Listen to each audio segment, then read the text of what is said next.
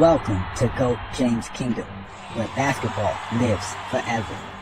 Here in GOAT James Kingdom, we attack the GOAT debate head on, where we challenge all Michael Jordan fans and all LeBron detractors to who is the GOAT of basketball. You can catch us every Sunday noon Eastern Time, right here on the GOAT James Kingdom channel, for the GOAT James Kingdom show with B. Lee and A. Johnny. Also, we go live Friday nights with the Friday Night Exposure with the Exposer, where you catch special shows and content as a GOAT James Kingdom follower and subscriber. Also, check out the GOAT James Kingdom membership, where you can get exclusive content.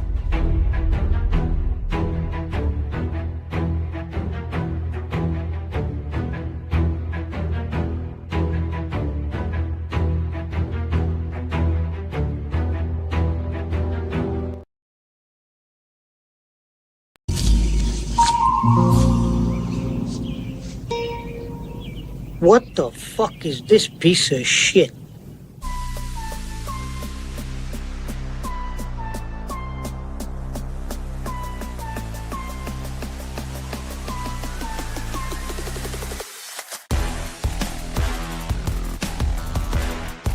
They were simply tremendous. They really showed a lot of character all the way through.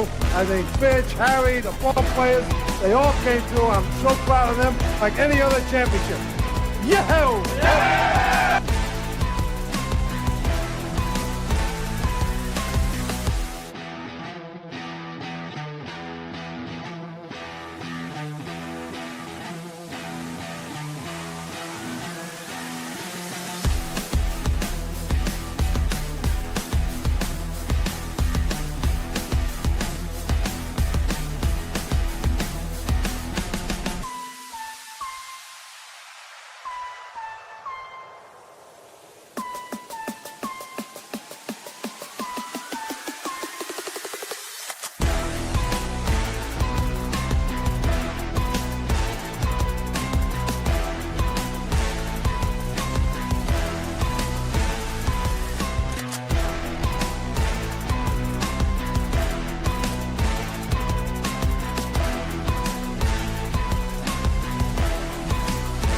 There'll be a parade down Biscayne Boulevard.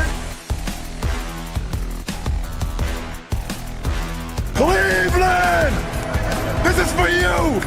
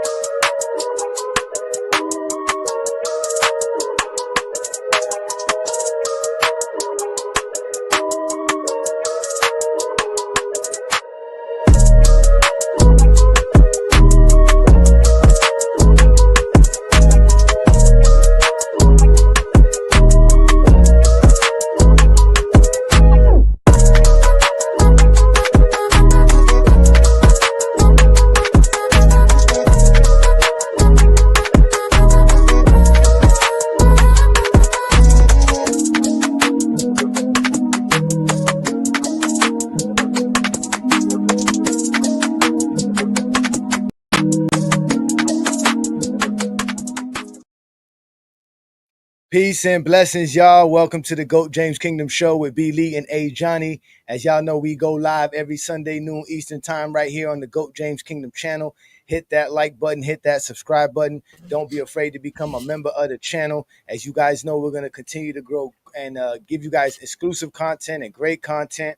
As last night, you guys saw, the radar was off the chain. Shout out to all you guys. That was a great show last night. We had a blast watching it in the comments, man. It was great, man. So shout out to all you guys who watched last night's show.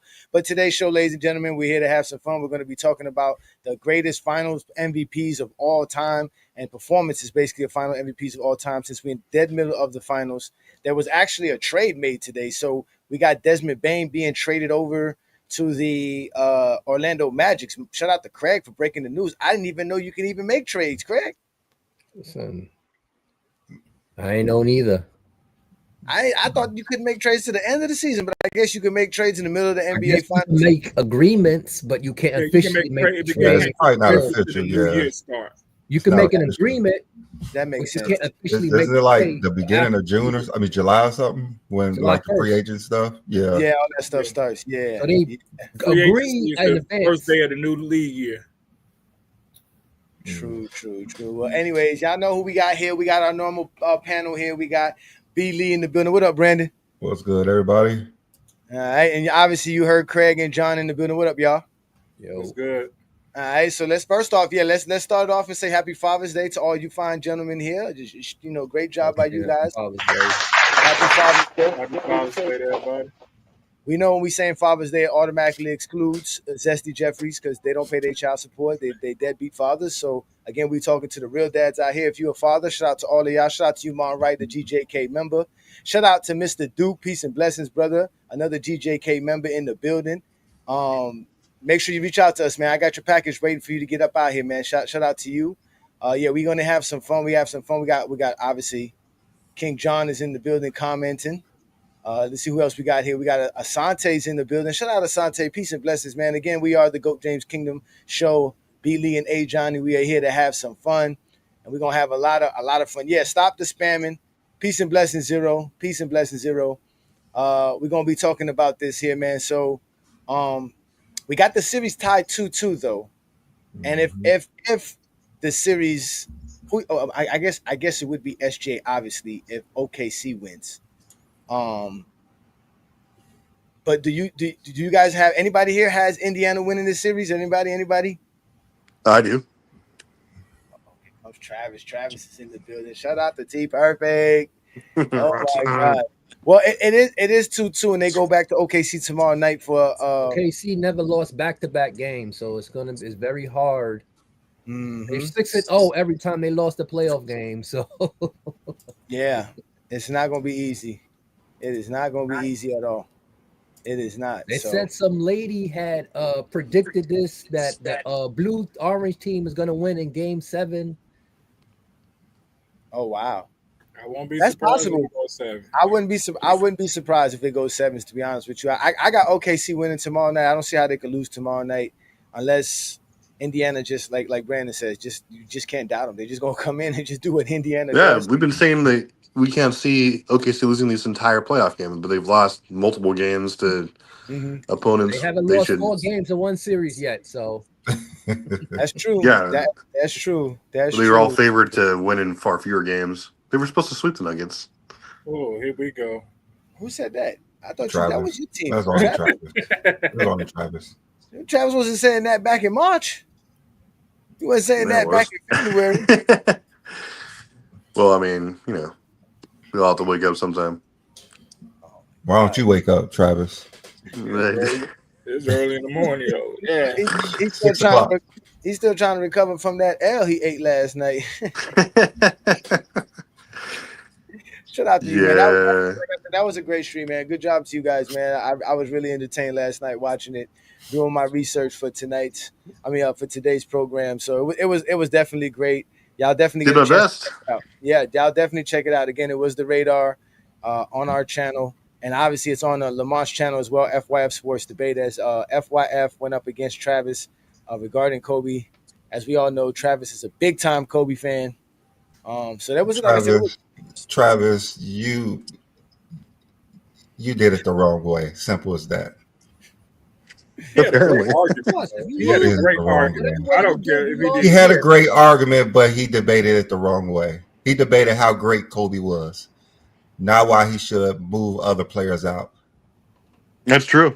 Looking back, I would have done it differently. You should have fixated on a few players that was in the top 10 and put Kobe ahead of him. That's how you had to be. That was your opportunity right there. Yep, Steph. He said, That's Shaq, true. that was your opportunity to put him in the top 10.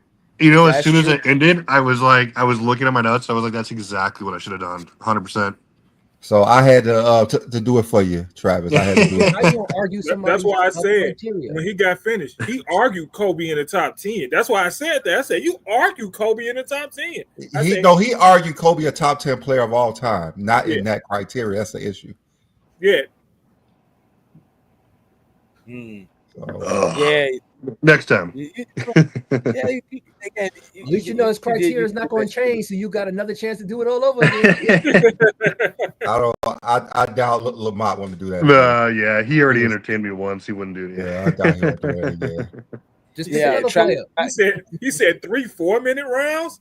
I doubt he's like, like, gotta do one.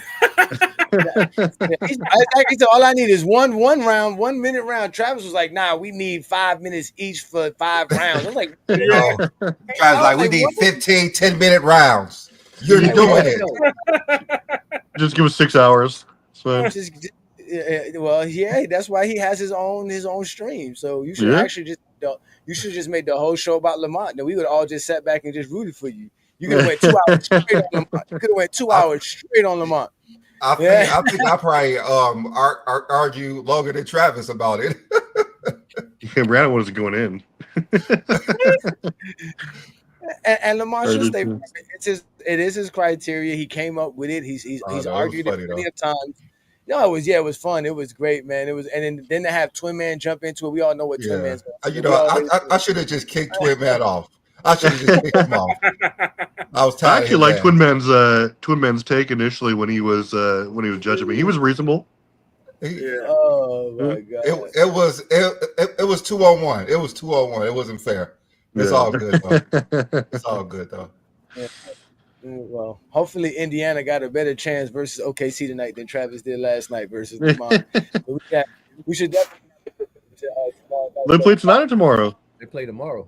They play tomorrow. Yeah, from here on out, it's every 2 days. They only gave him that 1-day game rest between game 4 and 3 for some reason. Some travel maybe. It's when you travel to different cities, they give you the extra day. But if you at home, it's every other day. But when they travel to another city, they get that extra day for traveling. Now you know what though, I was gonna ask y'all this.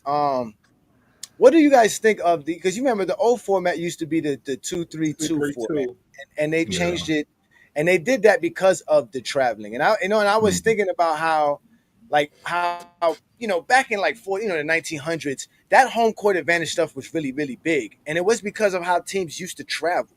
Right, it used to be hard to travel, get all your players together. They were flying commercial. Right, some teams were just taking buses and stuff like that.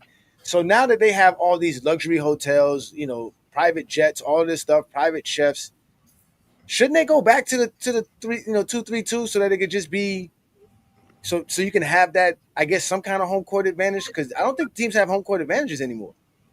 I mean, it's not. Before there was a big home court advantage because you got 3 straight games at home. That was a huge. Yeah, all you need to win is 1 game on a road. Yeah, that was a huge advantage. So did those 3 games help the team that didn't have home court advantage? Them 3 games in the middle. Yeah, because you only had to win 1 on the road. Yeah. Mm-hmm.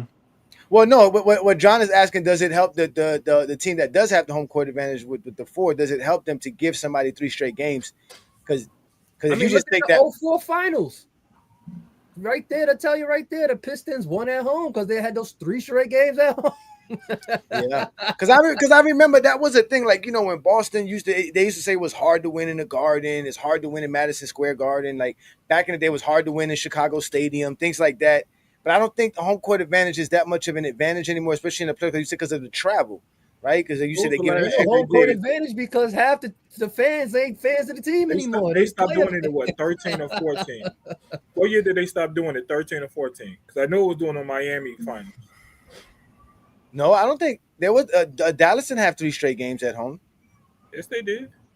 No, the Heat. No, they didn't. Should have been the favorite, but I don't think that he had 3 straight games at home. No, there wasn't. Dallas didn't have 3 straight games at home. You remember what year they? No, Dallas. No, the Heat would have been the favorite. Dallas was a 6 seed, so the Heat would have been the favorite anyway. They won in Game 6 on Miami's floor, right? Yeah, they did because he walked off the floor. So you're right. 2014. That's what I thought. I thought it was 2013 to 2014. I thought it was one of them San Antonio series when they stopped doing it, either 13 or 14. You said they stopped the 2-2 format after the 14. Finals. Yeah. Okay. Yeah, I think it helps the team now with regular home court because then like Craig, like all these guys said, like you just had to win 1 game. We didn't even have to win 1 game at the first. You could just prepare, and then he could like cruise at home, win 3 in a row, then like take it easy. I mean, I think it was the road team had a huge advantage because they, could just chill, and like there wasn't insane amounts of pressure and like that. That 1-1-1 is tough because of the travel. Yeah, I mean, just because it's exactly. like Back getting and up, forth. Yeah, especially if there's a exactly. game set like you just have to like, yeah, it's crazy. But yeah, man. But again, it is a great finals. This is where you actually make a name for yourself, right? We always talk about. They say this the biggest stage. You got to be able to perform at the highest level, and obviously you have to win the finals MVP, right, Craig? Finals MVP is important, right? Yeah. Very, very important. Very, very, very, very important. So for today's show, we're gonna drop our top 50 greatest finals MVP performances of all time, predicated on our GOAT James Kingdom formula. Now, Brandon came up with the greatest formula to grade players of all time.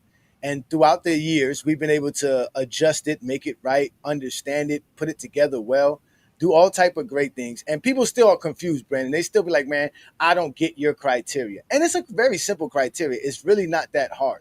So the way we described it before, I don't think it gave it justice. I think we could describe it better as if our criteria gave you the greatest performer of all time. That player would average 41 points, 19 rebounds, 14 assists, 3.5 steals, and 5.3 blocks per game. That Was would be Jokic? the greatest finals performance of all time by a player. Now, obviously, no player in NBA history has ever done this, but these are all the greatest accomplishments in points per game. Well, not in the finals. Nobody's ever done, and I don't even think Wilt's ever done this in the finals. Because again, there's no blocks and steals for Wilt's. That'll be Jokic next year. No way. Yeah, yeah. Good luck trying that. Good luck trying to get 5 blocks per game in That's today's true. NBA. Good luck doing that. But still, we all know 41 points per game is the most points per game scored in an NBA Finals series. 19 rebounds per game is the most rebounds per game in an NBA Finals series. 14 assists per game is the most assists per game in the NBA Finals history. 3.5 steals is the most steals per game in an NBA Finals history, and 5.3 blocks per game is the most blocks per game in an NBA Finals history. If we Who had combine 19 ribs? Was it Bill Walton in 1977, and we're taking this all the way back to 1974 when they first instituted blocks and steals into the stat records. So anything prior to that does not count, or we're not counting it today because we cannot count for their blocks and steals. So that's why we're going back 50 years, and it's reality 51 years. And that's not even counting this year. This year would be the 52 if you really want to go there. So that's how our formula goes. It basically grades players to the greatest accomplishments of all time. And in this particular case, it's going to be graded towards this player and this player who accomplished this. And this would be a 10 out of 10 score. If you did this in the NBA Finals, you would have a 10 out of 10 score. So the highest points any player can put up is 10 points within this system. And that's how our system works. So I know it makes it fair for everybody. It literally makes it fair for everybody. Oh, definitely makes it better. Somebody said, "Is that Benjamin Hinchman?"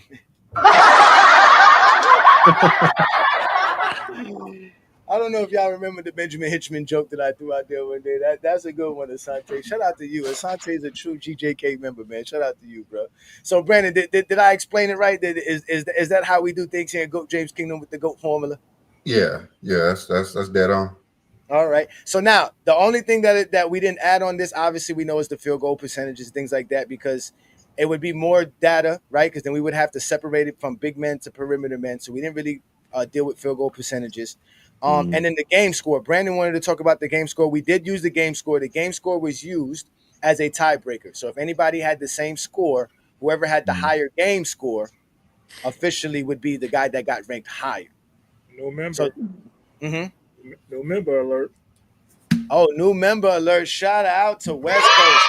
West Coast is actually an old member who's renewing. Shout out to you, but we appreciate you. Thank you for joining us again, West Coast. We all know who West Coast is. Represent from the West Coast for sure. So we about to have some fun with this one here. Shout out to you, Twain Gant, another GJK member. But do you guys got any questions before we start off this list? No, it looks good. I'm excited. That's what I thought. All right. Do we have any ideas who's going to be in the top 5? Let's start with you, Brandon. Who you think is going to have the top 5 finals performances? Let's see. I would say LeBron. You see who had great finals performance. Wade. Mm-hmm. What year? KD. Oh no, I mean obviously not for Wade, but Yeah. Mm-hmm. KD, probably the 17 one. Mm-hmm. Jordan. And Shaq. Yeah, I was Shaq. waiting on you to say Shaq. Mhm. I was waiting on you to say Shaq. You know, Brandon love him some Shaq. Pause, man, for sure. All right, Craig, what about you, Craig? What you think is gonna make the top 5? What finals performances you think gonna make the top 5? 16 LeBron, 93 Mike. I'm gonna throw out a surprise one. I'm gonna say 03 Duncan. There you go. That's a good one. 03 Duncan. Of course, we got 2000 Shaq. That's 4, right? Yeah, that's 4. And I would say 2017 KD. Okay, that's a good one. Those are good one. I was surprised. Craig, I thought you were gonna say Michael Jordan. I mean, you could, but people sleep on people sleep on what Duncan did in 03. Yeah, Duncan had a great season in 03. He almost averaged a damn quadruple double. Yeah, Duncan was. Matter of fact, not like I the said, finals. that 5.3 blocks per game, that was him who did that. So that was him. Yeah, that's what he was like. Yeah, that's Duncan because he did some crazy. He's like, that's Duncan. That's Duncan. All right, Trevor, who you think made the top 5? I'm gonna go. It's gonna sound pretty similar, but I'm gonna say 16 LeBron. I was gonna say 91 Mike, but we're not counting steals or field goal percentage. So I'm gonna say 90 or 93 Mike. No, you count steals. Steals are there. Steals are there. Remember, we're counting blocks. Okay, yeah. Give me 91 Mike. Give me 91 Mike. All of this right here. This is what you get: your points per game, rebounds per game, your assists per game, your steals per game, and your points. I mean, your blocks per game. NBA Finals. 91 Mike was a monster. And mind you, you have to be the Finals MVP as well. It has to be a Finals MVP. Okay, yeah. Give me 91 Mike. Give me 2000 Shaq. Give me. Oh, there's so many. Give me 2021 Giannis. That's an interesting one. Giannis did have a great series. I think he did average 30 and 30, 10 and 5. Yeah, some crazy. Yeah, and then what was the last one? I'd say, hell, give me like 87 Magic. Ooh, Magic. I was waiting for somebody to say Magic or Bird. I haven't heard none of y'all say those names yet. What about you, John? Bird only got 2 choices. He said 2 of the names I was gonna say. I was gonna say Magic. Giannis. I'm gonna say Bill Walton. Nice. LeBron, Shaq, and Duncan. And Duncan, everybody loves some Duncan, man. Shout out to Dover. Dover said I want Iguodala. Well, we know Iguodala's in there because, again, we went back the last 50 years. So all those guys are included. The only guy who did not make the top 50 list because there's 51 players we graded was Wes Unseld. He was 1978 Finals MVP. And if you go look at his numbers, it's obvious you can see why he would be graded as the lowest of all lowest and couldn't crack the top 50. But with that said, let's go ahead. Yeah, Wes Unseld did fall. So that said, let's give y'all our top 50 greatest finals performances of all time. So let's start off with 31 through 50. Here we go. Kobe Bryant, 2010. He scored a 4.26 out of 10. Then we get Michael Jordan in 97. Then we get Stephen Curry in 2022. Kareem in 85. Isaiah Thomas in 1990. John Havlicek in 1974, which was the first finals we can go all the way back to that had steals and blocks available in the records. Then we have 05 Tim Duncan. We have 98 Jordan, back-to-back with 96 Jordan. Then we have 2024 Jaylen Brown's Finals MVP performance. Then we have 08 Paul Pierce's performance. We have Dirk Nowitzki's famous 2011 performance. We have Kawhi Leonard in 2014. JoJo White was the Finals MVP for Boston in 1976. James Worthy falls at number 45. Iguodala is at 46. That's what you wanted. Iguodala's here. Iguodala's the 46th. Joe Dumars in 89 is 47th. Then we got Billups in 04. Cedric Maxwell in 81, and the last guy who made the list was 07 Tony Parker. So again, the numbers that you see beside their name is the score that they scored. Remember, if you did this in an NBA Finals, you would score 10. So that's the highest score you can get.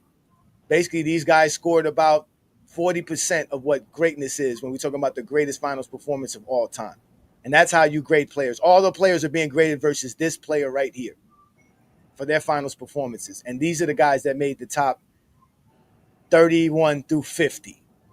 So You'll let Tim know Jerry West isn't going to be on here because his heyday was in the 60s. Can I and it was in 1972. Yeah, no, we're gonna start with you, John. So go ahead, John. What you got for us? I got a question, and this ain't got nothing to do with this, but it do. When they first started counting steals and blocks, did they call it a gimmick? No. In the paper, did they call it a gimmick, or was something people was looking for the NBA to do? No, yeah, no. I think it was just them finding a way to define what a block and a steal was. Okay. Once they figured out what they wanted to call a block and a steal, they were able to record it officially. But they didn't never say that. Nobody looked at it as a bad thing. I never heard anybody. Today, when they asked if everybody call it a gimmick, do you see this gimmick the NBA doing? You see this new gimmick? I just wanted to know that the reporters didn't call stuff new the NBA was doing a gimmick because it was new. I mean, steals and block, that's a stat. I get what you're saying about what the gimmicks, but people was calling that before they was officially calling that. Like if he knocked the ball out, they were saying it was a block, but it wasn't officially labeled a block because it wasn't in the rule book. Like and they didn't keep a record of it. They just didn't keep a record of it. They just didn't record it in stats. It's just a stat that they didn't record. They knew what a steal was. They knew what a block. They just didn't record it for stats. Okay. Yeah, exactly. Because you got to remember the famous Havlicek line, right? Havlicek steals the ball. Yes, you're right. Yeah. So they knew what a steal was, and if you go back and listen to Bill Russell and Will, especially when Bill Russell, when Wilt Chamberlain was blocking Kareem's hook shot. It was like, here, another block by Wilt Chamberlain. Oh my God! He was the only person to ever block Kareem hook shot. Well, you know what? I met a former basketball player from the NBA that played in the 70s. His name was Ahmad Green, and I did search him up. He told me he blocked Kareem one day, and obviously I'm not gonna argue with him, but no, he said in the game, he said I blocked it. He showed me a picture of it on his phone. But it was a grainy old picture from what I'm saying? Like I couldn't really tell if he really blocked the shot or not. It wasn't like he showed me film of it. You know what I'm saying?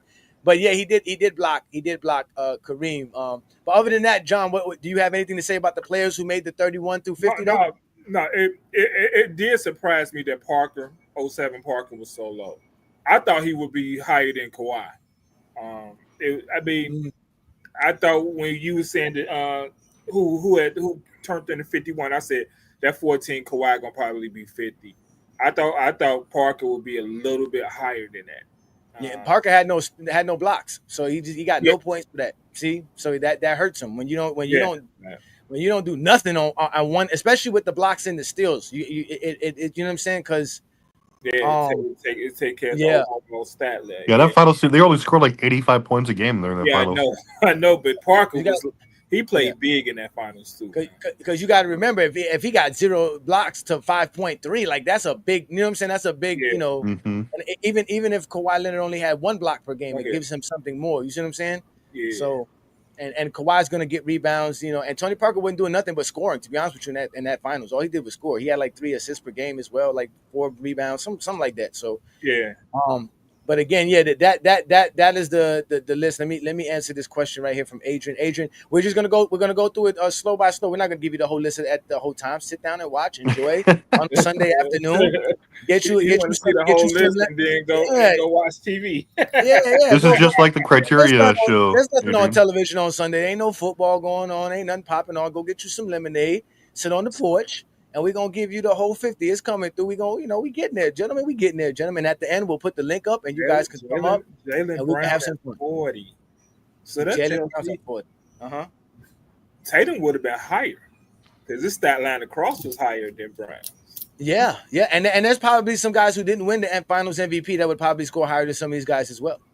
Yeah. But they didn't win the Finals MVP. Again, it's about being the Finals MVP. Steph would have won higher. Yeah, over it would have been higher. MVP. Steph would have been higher. Yeah. Yep. So let's go. Wouldn't what- Magic in '88? Didn't Magic?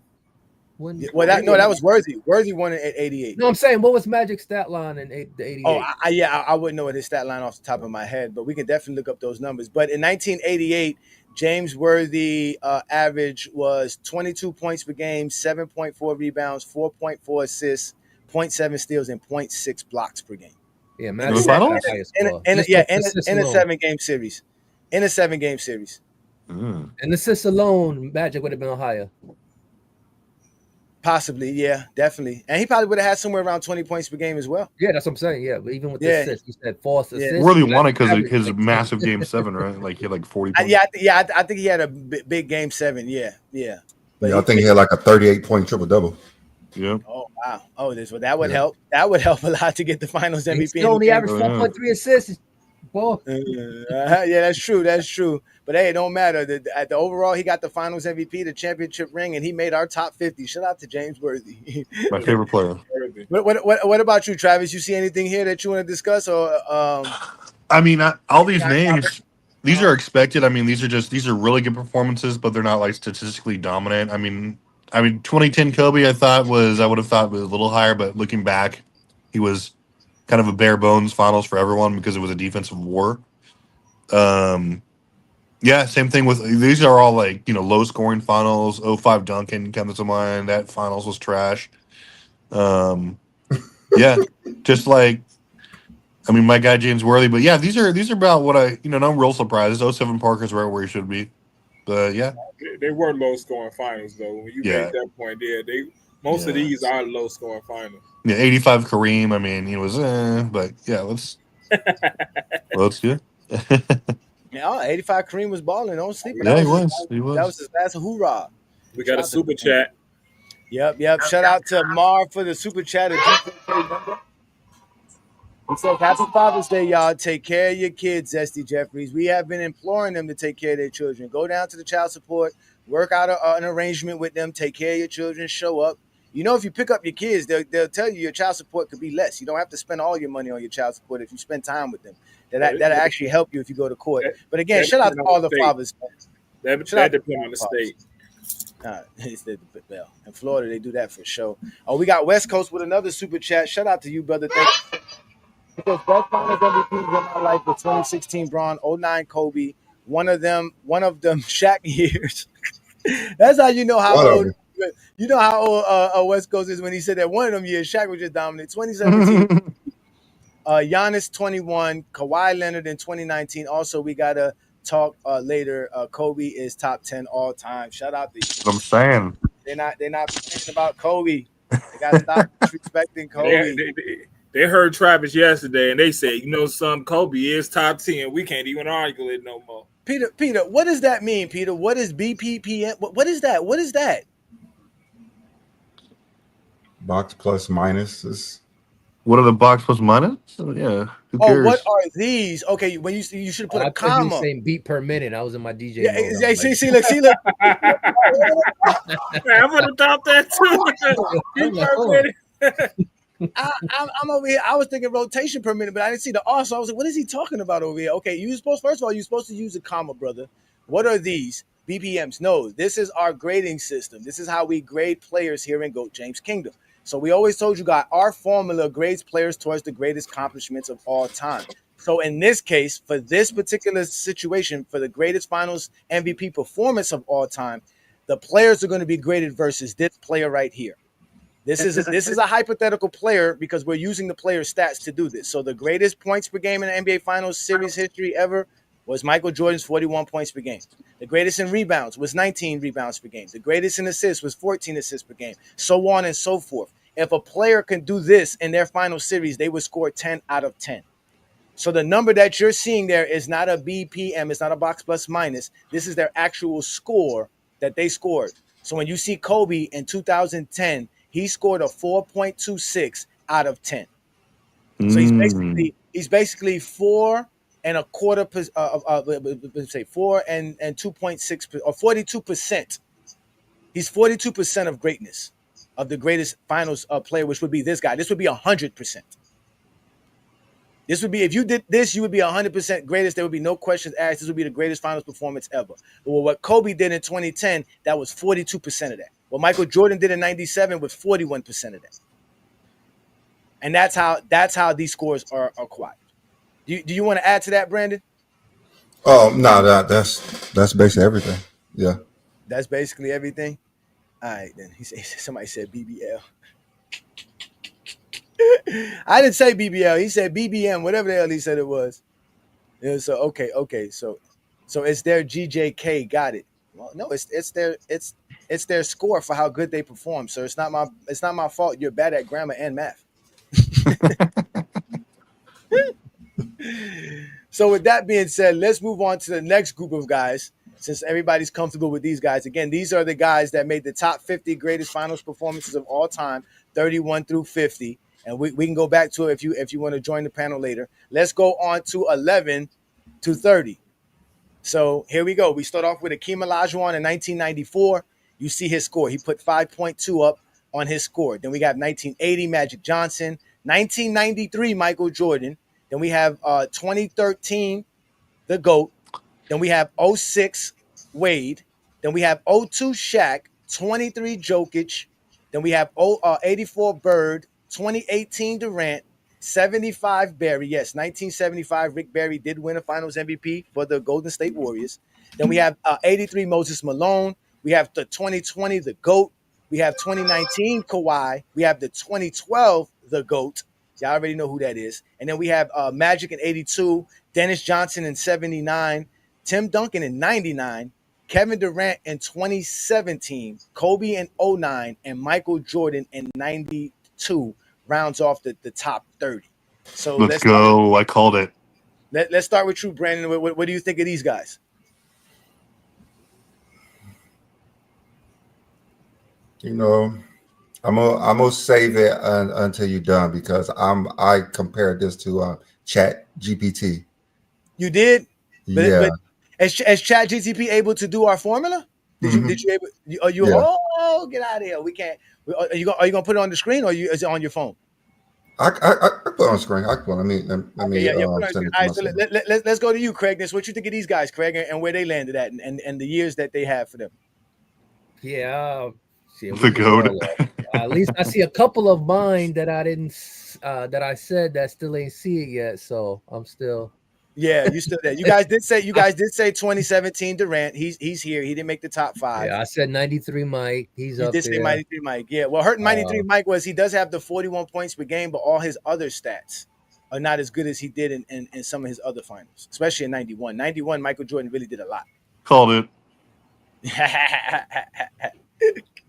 But when I call 03 Duncan, I don't see him up here. Yeah, 03 Duncan, like you said, 03 Duncan, you ain't lying about that. So he's obviously these are surprising and not surprising, but again, Kobe and 09, like the 09, 06, that's like the lowest, part of the lowest scoring era. So it's surprising to see Kobe and Wade up here from that time. But other than that. Yeah, well, 09 Kobe averaged 30 in the finals, so did Dwayne Wade. So that helps you there. And they did. I think Dwayne Wade averaged almost 7 rebounds or 7 assists, something like that, 7 rebounds and 6 assists. Same thing with Kobe. Kobe did well as well. I think the only thing that hurt Kobe is because, again, Kobe doesn't get a lot of blocks and steals. So that kind of hurt him at the end in 09. But yeah, Dwayne Wade, I think averaged like 34, was like 30 something. Like, I know he averaged a lot that playoffs. That was one of the. It's crazy. Yeah, it was crazy. And he does other things too. Dwayne Wade gets steals and he gets blocks. So he had a great final. So but top 15 works well for me. I'm kind of cool with that. But definitely, as you can see, all of LeBron's finals MVPs are top 25. It's just the GOAT on number 12. Yeah, unlike other people's GOATs. I mean, it's only 4. Like, god dang.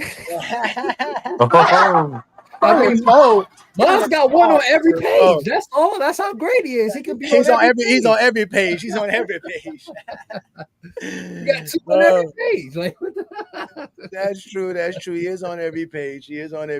So, but again, I love this formula because it does give you an idea of how great somebody is. And again, if you guys want to know any of these guys' finals numbers, I can tell them to you. I have them here available for us right here on my other screen, so I can give you the accurate numbers from basketball. You know what? I'm realizing. Uh-huh. Yo, number at the top, yo, that's crazy. I'm just looking at the numbers, remember what I didn't see, and getting the idea of who's going to be on there. Mm-hmm. I'm already shocked. Well, I'm not shocked, but it's surprising based on how it's configured. You would have thought. But go ahead. Yeah, What was your defining factor on 16, 17, 18? Are they all 4.96? Yeah, their game score for the series. Okay. So And Jordan 93's game score is higher than LeBron's 13 game score? Yeah, it is. I just wanted to say that out loud. Yeah, it is. It is. Michael Jordan's 93 game score is higher than LeBron's 2013 game score. That's why he's ahead of LeBron in that. Okay. Even though they scored the same, even though they have the same actual score. 80 Magic over 93 Jordan. That's I mean, I forget the exact stats. Didn't he average like 20 points, something like that? 1980, he averaged 21.5, 11 rebounds, 8.7 assists, 2.7 steals. That's what helps. The 2.7 steals. The 11. Okay, so that was like 3 more assists than Mike probably. Yeah, and in 1993, Michael Jordan's stats were the 41 points per game, which gave him 10 points for that. He had 8.5 rebounds, 6.3 assists, only 1.7 steals, and 0.7 in blocks. Got it. Okay, so doubling his points didn't really help. Yeah, exactly. It helps. It gives you 10 points because only 5 guys can get 10 points on any category. Yeah. You see what I'm saying? Because that's a good call. Because only Jordan got the 41 points. Only Bill Walton got the 19 rebounds. Only Magic Johnson got the 14 assists. Only Rick Barry got the 3.5 steals. Only Tim Duncan has the 5.3. So I'm just stoked because all my guesses are top 10. Well, no, you stop lying. You see, that's why all this is recorded. Where? They are. They're all going to be top 10. The same as these other gentlemen said. You are completely wrong. What did I say? The only thing he changed up was he went from 91. I changed 91. I changed 93 Mike to 91 Mike. So now stats don't matter. Look, Zesty Jeffries upset. This channel loves stats. Oh my god! You're telling me if somebody did this, it wouldn't matter to you? If somebody went out and performed like this in the NBA Finals, it wouldn't mean nothing. It wouldn't. Huh? No, he's saying no. He's saying the stats don't matter. It don't matter. So if the stats don't matter, why don't you respect Draymond Green? If the stats don't matter, why don't you respect Scottie Pippen? If the stats don't matter, why don't you respect Bill Russell? Because have you ever looked at his stats? That's what they're gonna say. Exactly. For sure. And this is averages. I didn't even want to use totals because in reality, totals would have gave advantages to the players who played longer in the series, and players who would have swept somebody would have had a disadvantage. Because again, our criteria is made to cut out any biases. It's made to just objectively, do what we do best. Yeah. I would love for you to tell me how Michael Jordan's great without using any stats of any kind. Please tell me that. I would love for you to hear that. His will, his heart. Stuff you can't measure. Yeah. Something that's very zesty, very emotionally attached. Just like the rest of you zesty Jeffries. So again, this is the 31 through 50 list for our top 50 greatest finals MVPs of all time. Then we have our 11 through 30 list. And we see some of the guys here that are on this list. And let's just finally go on to the one that y'all want to go to. Everybody's ready for it. Here it is. The top 10. I'm the only one who said Bill Walton. Our top 10. Yeah, our top 10 greatest finals performances. Boom. All my guesses right there. Number 1 was Tim Duncan in 03. Without a doubt, Tim Duncan. I called it. Yeah, you did. You did call it. Shout out to Craig. I said 03 Duncan. I said this gonna be a shocker. 03 Duncan. Yep, 03 Duncan ends up having the greatest finals performance of all time. If you got any questions to why, I'll tell you right now. In 2003 finals, Tim Duncan averaged 24 points, 17 rebounds, 5 assists, 1 steal, and 5.3 blocks per game. GOAT. So he was incredible during those finals. Incredible. So he ended up being number one, surpassing LeBron James in 2016, who initially I had him at the highest scorer guy when we were doing this, and then when we were double checking all the numbers, he ended up being 0.600 of a point away from Tim Duncan, making him second with his 2016 performance. Michael Jordan in 1991's performance ended up being third all-time, top 3 finals performance.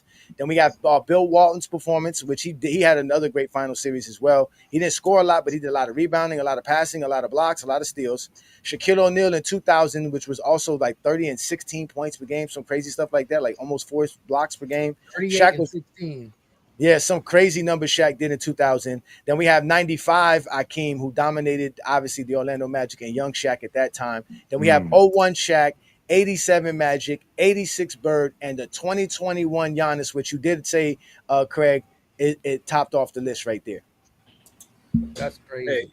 I knew Duncan was gonna be high, but I didn't know he's gonna be number one. I was like, I remember that series because we used to have like a spades tournament at my friend's house, so we used to watch it while playing spades. And I was like, damn, this every time we turned around, block Duncan. I'm like, what the fuck?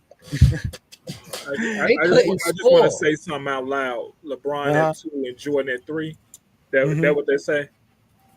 Oh yeah, just another thing. I just want to say it out loud. No, I just wanted to say it out loud. Joey, can we get that 91 stat line for Mike? Just want to reinforce. Okay, yeah, that 91 stat line for Michael Jordan was phenomenal. He scored 31.2 points per game, 6.6 rebounds, 11.4 assists per game, 2.8 steals per game, 1.4 blocks per game. So Jordan was doing everything in this NBA Finals in 5 games and played 44 minutes. So yes, Michael Jordan's 1991 ended up being top 3 all time. I think it's only fair to say number 216, LeBron stat line. Shut up, John. And just for the record, Jordan did that in 5 games. Hey, Brandon, look who popped up in the comments, Brandon. He's actually been posting on Facebook, but he's afraid to come up here. Bias pricks. He's afraid to come up here again. What? Last time he was whining. That wasn't one of his best finals. Look, again, they always talk illegitimately. It got to be his best finals. That is his best finals. It got to be his best finals because it definitely wasn't better than the one he did in '93, which ended up being ranked 13th. You talking all around? That was his best finals of all time, easily. It ain't better than the one that he did in 1992, when it ended up making him 30th. Definitely ain't better than the one that he did in '97. Forget about the second 3P. Michael Jordan was nowhere near what he was in the first 3P. Definitely wasn't better than '97. Wasn't better than '98, or '96 wasn't better. So 1991 is obviously Michael Jordan's greatest finals performance, and we graded his finals performance to nobody else other than this gentleman right here, which would be the greatest finals performance of all time. Just wanted to point out I'm the only one who said 87 Magic. Hey. Just want to point out I'm the only one who said Bill Walton. That's true. But I got Panther right as number 1 overall, so y'all can't trump my. Yeah, Bron in 2016 averaged 29.7 points per game, 11.3 rebounds, 8.9 assists, 2.6 steals, and 2.3 blocks per game in a 7-game series. He led both teams in all. Pretty monstrous. And he led both teams in all those categories. I'm sorry, Jordan didn't let the Lakers win 2 extra games to play Game 7 to do that stat line. I'm sorry he did it in 5. He should do it in 5 if he playing against Charles Barkley, eating pizza and drinking beers before the game. He wasn't playing against Barkley. He was playing against Magic. Oh, Magic was just finding out he was about to be retired. We're gonna say retired. he was about to be retired. Yeah, I got you. No Kareem, no Michael Cooper. You still had a squad that year. Barely James Worthy. Ray Worthy missed 1 game? No, he got hurt. James Worthy was prime until he was playing hurt. Yeah, he got hurt in the Western Conference Finals. We gonna do this. We gonna go with that. Who played? Who hurt? Because the Bulls wasn't the only team that played a hurt team in the finals. Oh, here we go. Here you go. Give him some tissue. Let's not go there. You see how underrated 21 Giannis is? Underrated. I mean, he won because they got hurt. Other players won because teams got suspended, but we ain't gonna say nothing here. We ain't gonna say nothing here. What team got suspended? You know what I mean? I didn't know a team got suspended. Yeah, I didn't know. I mean, that means a forfeit happened, huh? Don't worry, we're gonna put the link up for you very shortly. I disagree with this. You guys can come up here and argue with all you want to, but you can't argue numbers. This is factual. Matter of fact, we'll let Brandon's Chat GPT argue with this. So Brandon, you got the full top 50 list. What did Chat GTP say about our top 50 greatest players ever? Let me add it to here. It didn't take just the people who won the finals. I didn't feel like doing it over again. Okay, that's so fine. I just That's fine. That's fine. Whoever they had up there. Yeah, that's fine. So you're about to see some losers. So it had it's kind of hard to see. It had Duncan number 1. Him and LeBron was like neck and neck. Then it had Jordan number 3, the Which 91. Year? Okay, 91. So that's similar. So that's just like ours. Yeah, then it had Shaq number 4, 2001. And I did say include ABA for Dr. J. He came in as 5th in 1974.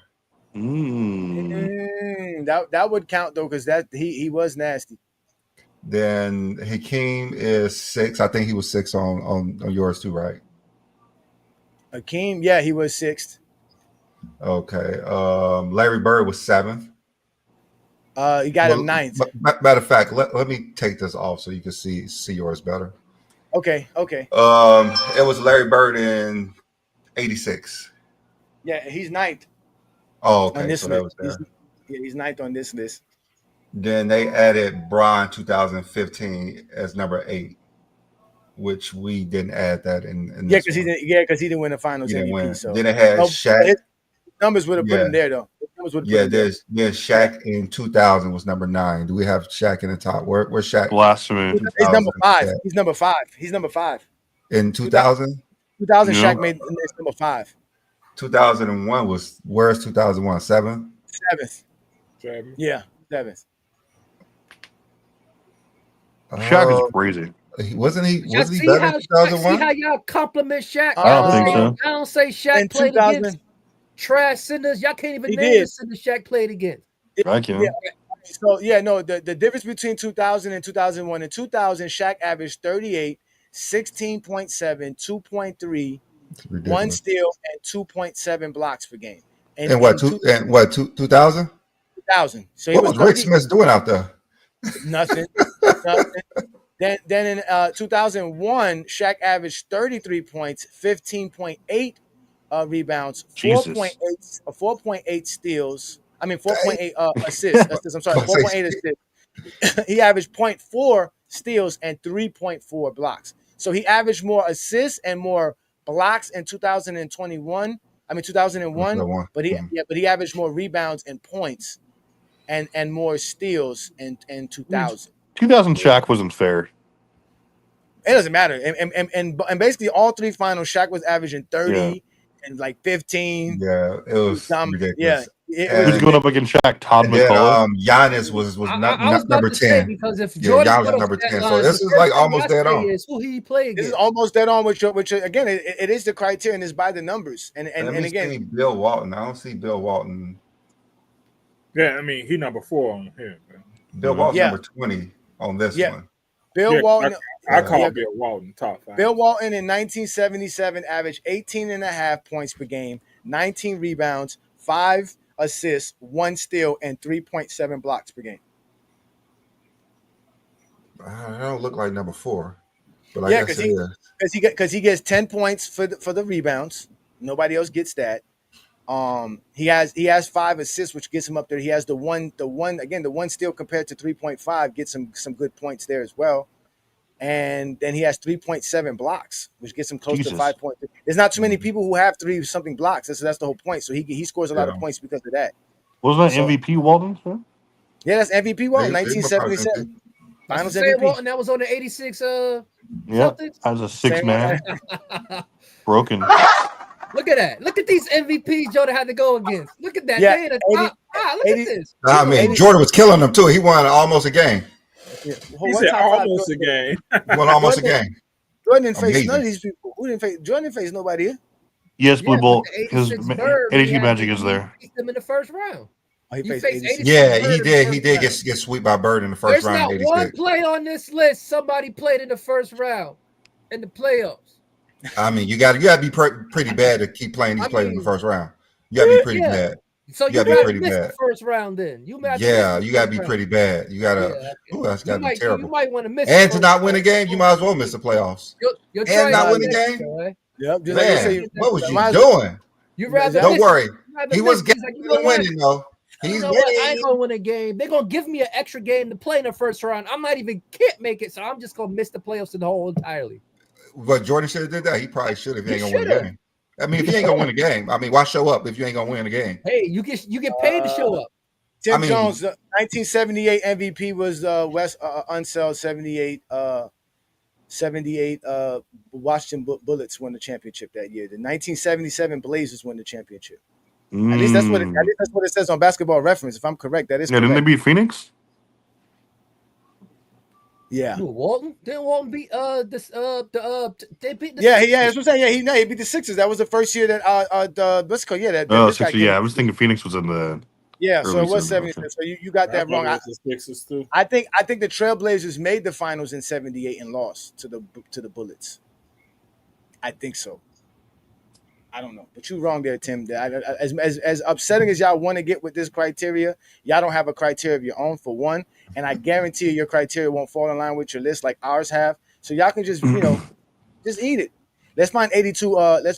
82 Magic is the 25th guy here. Blue Bowl. He ended up being there. So that's where respectable halfway. Yeah, that is halfway. That is halfway. Every time you turn the page, I see Jordan's name. Damn. Shit. Fuck. I would have guessed 03 Duncan. I just forgot he had so many blocks per game. Oh my God! So, you know what? Since Craig loves Michael Jordan so much, and we appreciate Craig. I'm just saying, I just see his name a whole lot. I know. You smiling. You smiling hard. I said Happy Father's Day. You ain't even smile that hard for me, but we see Michael Jordan on every page. You smiling. I'm smiling because that's his daddy. In the air. That's his daddy. He's a proud son. He's a proud son. No, but with that being said, we always about the grill in a few. Yeah, and Craig's gonna let you know exactly what pair of Jordans you should be wearing for the barbecue today and the cookout today, because Craig is a true father and he definitely represents Michael Jordan fans to the best. So we're gonna give y'all the soul of the game with Craig. With that, these shoes that we're about to design with words starts with a soul. Not a soul, but a soul, what touches you to earth, that's floating in nowhere, the soul. Yeah. Hey, so in light of Father's Day, this Father's Day, it was what year is this? 19 years ago on Father's Day, a man won his 4th championship on Father's Day. It was the first championship since his father passing. Now, I don't have the original one on me. 30 years ago, sir. 30 years ago. Stop trying to skip 10 decades. 10 years. No. 30 years ago. 29 years ago, my bad. But yeah, you know what I mean. The 19, shit. So this is a shoe he wore in the finals. He didn't win it in the clinching game, but he did wear it in the finals of that year. And it's this shoe. This is the low top version of the Air Jordan 11 low top, black and red. They call it bread, all that good stuff. He actually wore this in game 2 of the 96 finals. And it was crazy because a lot of, back in the day, people wasn't on the shoe like that. You see the shoe and you just thought it was the high top version because he wore it through the year, but no one knew that there was a low top version. And this is actually the first time that the low top version is released to the public because it was only exclusively for Jordan at the time. So it was this shoe he wore in game 2 of the 96 finals. And yeah, this is the shoe that he wore to that year. Oh wow! Those are one of my favorite J's too. Those and the thing about it is, I also want to show this time. This box bring memories. This is the box that it came in. Everybody remember the orange Nike boxes from the late 90s. This is the box. Craig, can I get the 2011 bronze? Huh? Craig, they said hold them up, Craig. They want to see him again. They don't want to see your face. They want to see the sneakers. There you go. There you go, guys. I believe that shoe right there. I believe that shoe right there changed the gym shoe game to what it is today. I believe that shoe right there did it. It changed everything. Yeah. Well, MJ did say he wanted that shoe to do that. He said he wanted a shoe that you can wear on the court and also wear with a suit. It changed everything. Yeah, Boys to Men wore this at the award shows, the white and black version. Yeah. Okay,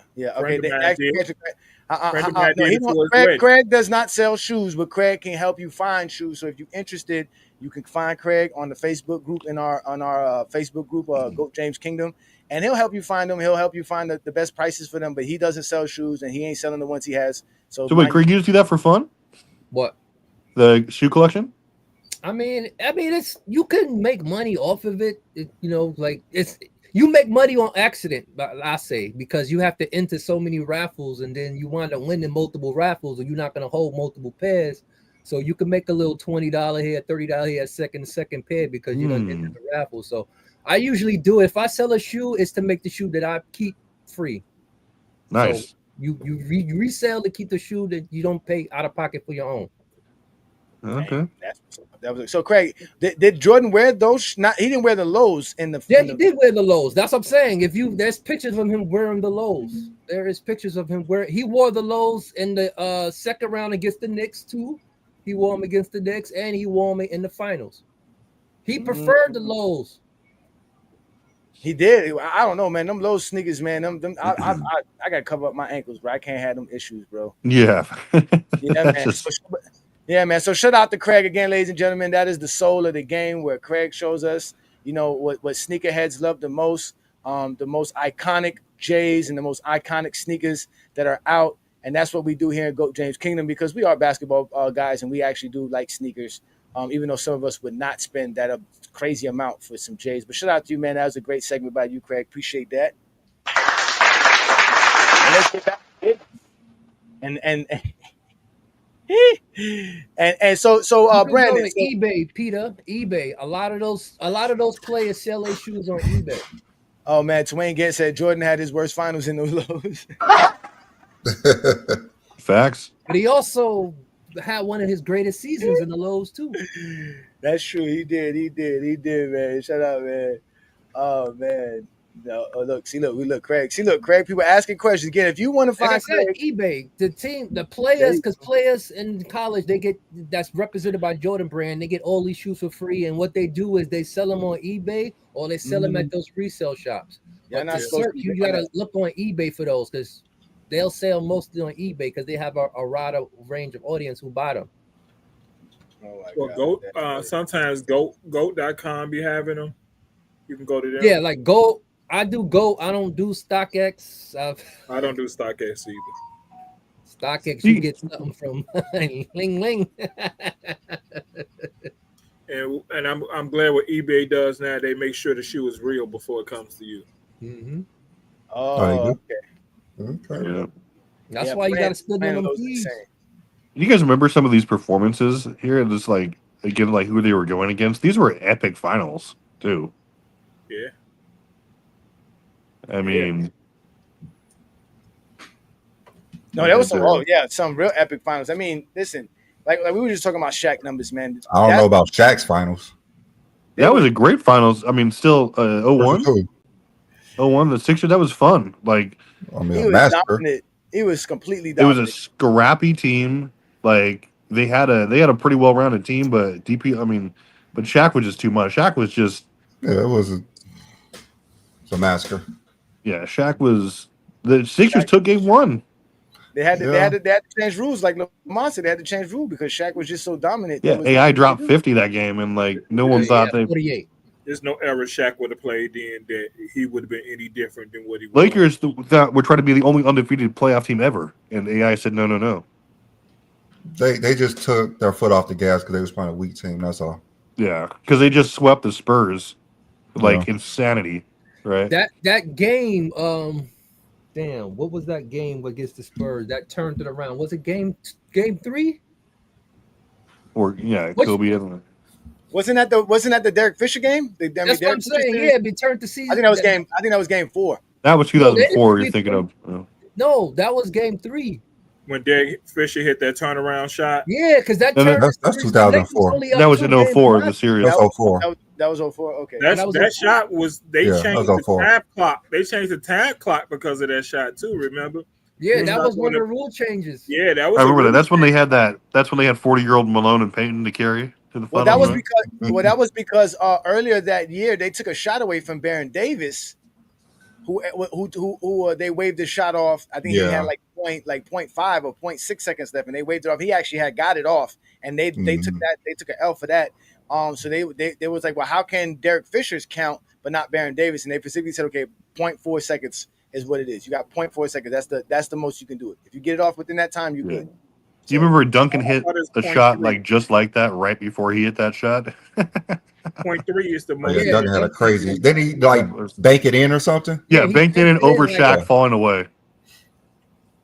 0.3 is the shortest amount of time you can shoot it, right? Let's give Liddy his request. I think 93 Jordan 13. It was 13. 09 Kobe was 29th on the list. Yeah. Go to the third page for a second. Not this page. Oh, okay, I just wanted to see if Jordan was on that page too.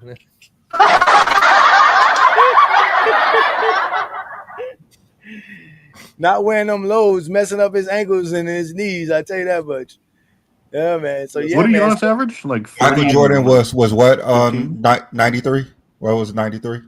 93. Michael Jordan. He was 41. Again, he was 41. Ranked. 13th. He's 13th on this list too. Oh wow. Yeah. I prefer to play in lows. What did 95 Hakeem average, Johnny? Again, was that like? He I know it was better than 94. Yeah, he averaged 90. He averaged 30 points. It was 32.8, 11.5 rebounds, 5.5 assists, 2 steals, and 2 blocks per game. So yeah, give me that on the chat GBT list too. Crazy. Yep. Let's bring up West Coast and Blue Boat first. What up, West Coast? Let's get West Coast in the building. Are you there, West Coast? Unmute yourself. Yeah, bro, what's good? I'm right. I'm here, bro. What's good? Nothing much, man. What's up, man? Thank you for joining us, man. What you got for us on this topic? Bro, well, 16 brought the best, but we gotta talk about Kobe some other time for real. Oh yeah, we can do that. Yeah, 2016. I think we all. I'm done with Kobe, man. Yeah, I think we all believe Kobe's up there. So I empty the chamber for Kobe. Never again. Lamont's banned from this channel. He can't come over until he put Kobe in his top. But yeah, 2016 LeBron was great. Like I said, when I was first doing all the numbers and crunching things up, he was the only guy that had a 6. Nobody was scoring in the 6. And then I came across Tim Duncan, and I double checked it, triple checked it. Yep, Tim Duncan was better. LeBron did great, but Tim Duncan just had a little bit better of a playoff performance. On this list, Duncan was a 6.3 and LeBron was a 6.26. So look, wow, yeah, it's about the same thing. Yeah, Timmy, good Timmy. Yep, I called it. I remember that series like it was in the back of my. And that was the year after the following summer. That's when we had the blackout. We had the blackout in New York. Oh, here we go. We got Twin Man in the building. That means we said Kobe's name a little bit too much. What you got for us, Twin Man? I just know I didn't hear one Nick being called in this top 50. Not one. Shut up, John. Kiss it. Willis Reed was in the top 50 on this one. Willis Reed, 1973. 73 was number 50. If you would have did this list 2 years ago, he would have been on it. Wow. So what you got on this list, Twin Man? What do you think of the top 50 greatest finals performances of all time for GOAT James Kingdom? Honestly, I was shocked. I knew like Jordan's 91 series was going to be in the top 10. I knew LeBron's 2016 series was going to be in the top 10 as well. Well, honestly, top 5. I'm shocked. I was shocked by the Tim Duncan being number 1. I didn't realize how good his series was. I really forgot about that. I thought Shaq was going to be number 1. 2000 Shaq was going to be number one. So that was Close. the only thing that shocked. That was the only thing that shocked me. But outside of that, if we're going by the criteria and actually going by the numbers, I can't argue with it. I'm not going to argue with it. You're using a formula. You're going by the numbers. But there was a couple of surprises in the top 10 for me. So, like I said, like, not surprises that they're in the top 10, but their positioning. So what do you think about what do you think about me nailing 91 Mike there as far as 93 Mike? You was nailing 93 Mike. Pause. Pause. Super. Oh God, is that gonna get clipped? It just might get clipped, young man. It just might get clipped, young man. I am appalled. Oh nah, you don't clip anything. You got to clip B. Lee from last night, bro. Stretch Armstrong, Mr. Fantastic, Plastic Man was reaching for everything. All right, y'all ain't got nothing to say. Let's let Blue Boat in, the Lord of GJK. What up, Blue Boat, man? What do you got for us, man? You see our list. You know our formula very well. What do you think of the top 50 greatest finals performances? Well, shout out. Can you hear me? Yes, yeah. You shout out to the panel, man. You cats did a nice, good job with this list, though. I gotta say, a couple things. 92 Jordan, right? I thought for sure that would be top 10. You know, it's not talked about as a revered as much as like 93 or 91, but 92 Jordan, I'm surprised it was that low. And also, I'm shocked Bill Walton is top 5. That's the thing that stuck out with me, because a lot, when you think about it, when you think about dominant finals performances, do you actually hear Bill Walton's name that much? Be honest. No, yeah, Not in the really. past. That's why he was always beloved, because of Bill what he Walton's did the GOAT. that year. Because after that year, 6th year on the man, 86, because of what he did in 77. Exactly. After he did that finals, he had that MVP season in 78. They were praising him, but he just got injured. So he became like right. Right. But then again, you gotta look at who else. A lot of guys that don't get talked about that aren't superstars also got talked about before Walton. I don't think the injuries had nothing to do with it. Walton, if you're in the top 5, you must have did something significant, man. That's all I'm saying. Also, I believe that's the finals where Rudy Tomjanovich got his face broke. They had that big fight. That's another reason why I think that finals they don't talk about, because the NBA tries to ignore that era NBA, because it was a lot of bad. It had a bad reputation. It happened the same year. That was when the drug era came in and everything was on tape delay and everything, right? Because when did it take? Think about it. They had the NBA finals on tape delay till 85. So to 85, I thought it was sooner than that. Nah, Wow. Magic Johnson said he won his first championship, went home and watched the game. Damn, that's great. Great. Yeah. Also, the 91, 90, I thought for sure 93 Jordan would be top 5 instead of 91. But when you think about it, right? 91 is, like Travis said, 91 is probably Mike's best performance. From an all-around standpoint. It's kind of LeBron-esque. Nah, 91 was better. He had more blocks, more steals, more assists. He just didn't score. That's what I'm saying. Yeah. No, but 91, it was better. No, he's saying 91 was better. He's saying 91 was better. All around, 91 was better than 93. That's what he's saying. Yeah. And I'm surprised Durant wasn't top 10. I'm surprised 18 Durant is above 17 Durant when you think about it.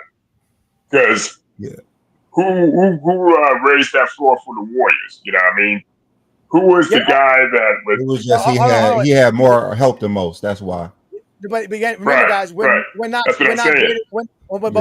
grading none of that. All these players are getting graded towards this guy right here. It don't have nothing to do. Yeah, with yeah, I see what you mean. I see what you who's mean. You guarding combining who. everybody's Yeah, right. it has nothing to do with Combining every great finals statistic performance in every category, and you're combining that into you comparing it to this hypothetical. I get what you mean. I get what you're saying. Yeah, Yeah. right. Because every finals high is worth 10 points. Exactly. And all this represents it. Yeah, exactly. Right. So as an example, we got a Zesty Jeffrey here who wants to complain about 91 and 2016 LeBron. He wants to compare 91 to 16 LeBron. That's not how we're doing this. Even if we wanted to add the field goal percentage, if we want to add the 3-point percentage, if we wanted to add the free throw percentage, the true shooting percentage, anything that we want to add, we're gonna grade 91 Jordan to the player who has the greatest amount in those numbers. So it's not going to be Jordan. You're comparing right. You're comparing every player. You compare every player with the Finals MVP to that hypothetical. I see what you're doing. Exactly. Also, Johnny, Wade finished number 15 in this one too, so it's pretty spot on. And LeBron 2013 was a 5.04, and yours is the same. So. I want to ask a question to all the panel, right? Honest question. What finals was better in your personal opinion? 2009 Kobe or 2012 LeBron? Your honest personal opinion. Which one now? 2009 because they played 82 games. Man, hey, let me get Kobe, bro. I got Kobe. 09 Kobe. Let me get that. No. 2012 LeBron or 09 Kobe? Which one was better? All right, in 09, Kobe averaged 32.4, 5.6 rebounds, 7.4 assists, 1.4 steals, 1.4 blocks. In 2012, LeBron averaged 28.6, 10 rebounds per game, 7.4 assists, 1.6 steals, and 0.4 blocks. If you're asking Blue Bull, what was the more statistically? Obviously, it's LeBron, but I mean that was probably LeBron Kobe's slightly. LeBron. Yeah, that was probably Kobe's best series ever. Yeah. One of them, top 3, I would say. Very slightly LeBron. I mean, if you look at who he was going against, their defense, their history. I mean, I'd take Kobe, but I mean, that's only because it was a transcendent Kobe. Right. So hey, Brandon. Hey, Brandon, who's more skilled again, Kobe or LeBron? Hold on, wait. We're not going through that, man. Please listen. Here we go. Here we go. If we were gonna grade by field goal percentages, Giannis Antetokounmpo has the greatest field goal percentage for a Finals MVP at 61.8%. That's cool. So are we gonna judge Giannis Antetokounmpo? Damn. Wow. You just say his name. You gotta sleep on Giannis. That's all. Yeah, he said his name wrong, but that's a Johnny for you. Antetokounmpo. Yeah, it's close. It's alphabetical. Johnny did it on purpose. I think he does it on purpose. Don't feed into it. Don't feed into it. Listen, don't act like y'all. Y'all act like y'all can speak African. Shut up. I don't want to hear none of that from none of y'all. I don't want to hear none of that, man. Hey, Johnny, I'm just saying, you sound like somebody granddad trying to say it. You sound like somebody. Yes, he is a granddaddy. I am a granddaddy. Damn, that's why you said it wrong. Granddad. And Teta Kupo Capo Kupo. Alphabetical. Here we go. I'm not a grandfather. All right, here we go. So if we were going to grade Michael Jordan, would we? Is that fair to grade Michael Jordan, Kobe, and them to Giannis's 62%? Sure. Why not? Mike had 55% 91 too, I think. Something like that. Crazy. If we go to the guy who had the best 3-point percentage, guess who has the best 3-point percentage in the finals history as an finals MVP? Oh, with the finals MVP? Oh shit. Yeah, the best 3-point percentage for a finals MVP in a series. That's a great question. Michael Jordan. Let me ask this question. Y'all would never guess who it is. Y'all would never guess who it is ever. You would. Interesting. What is it? Is it KD? Is it Iggy? Nope. Paul Pierce. Nope. Paul Pierce. Not Paul Pierce. Shaq. Nope. Kareem. Bill Walton. Akeem Olajuwon. And both of his finals, Akeem Olajuwon shot 1,000% from the free throw. I mean, he didn't shot 1 3-pointer. He didn't miss one 3-pointer. Man, I should have known that. If we want to go off of people who actually shoot 3-pointers, because he probably made one. Hakeem's the GOAT. He probably made one of one, right? We know Hakeem is 3-point shooter of all time. Yeah, exactly. The next best 3-point shooter in the NBA Finals was Isaiah Thomas, 1990. He shot 68.8%, damn near 70%. Damn. Hey, what? Real crazy. Yeah, that's crazy. That's wild. That's And wild. mind you, Bestie Jeffries that want to use the 3-point percentage, right? Because Jordan shot 50%, is not going to include the fact that Jordan had low volume shooting. So they'll discredit Akeem Olajuwon's 1,000% because or 100% because it's low volume, but not Jordan's. That's only fair. That's only fair to do. Yeah, that's only fair to do. And then if we do free throws, the guy who has the best free throw percentage in the NBA Finals was Dirk Nowitzki, 2011. Yeah. 97.8. Lord have mercy. Nobody was 1-1 in the finals before. Yep. Made an and one. That's all. Yep. And Jordan shot 85% in 1991, so he wouldn't be scoring that much higher. You just want him to be scoring more than LeBron, but it doesn't matter. When we do all the numbers together, he probably still going to score less than LeBron because LeBron does not shoot worse from the free throw line than Jordan enough to do that. LeBron shoots good at the 3-point line, and LeBron has good field goal percentages. So Jordan's not going to be that much better than LeBron James to overlap him, which is all y'all care about. At the end of the day, Jordan didn't do enough.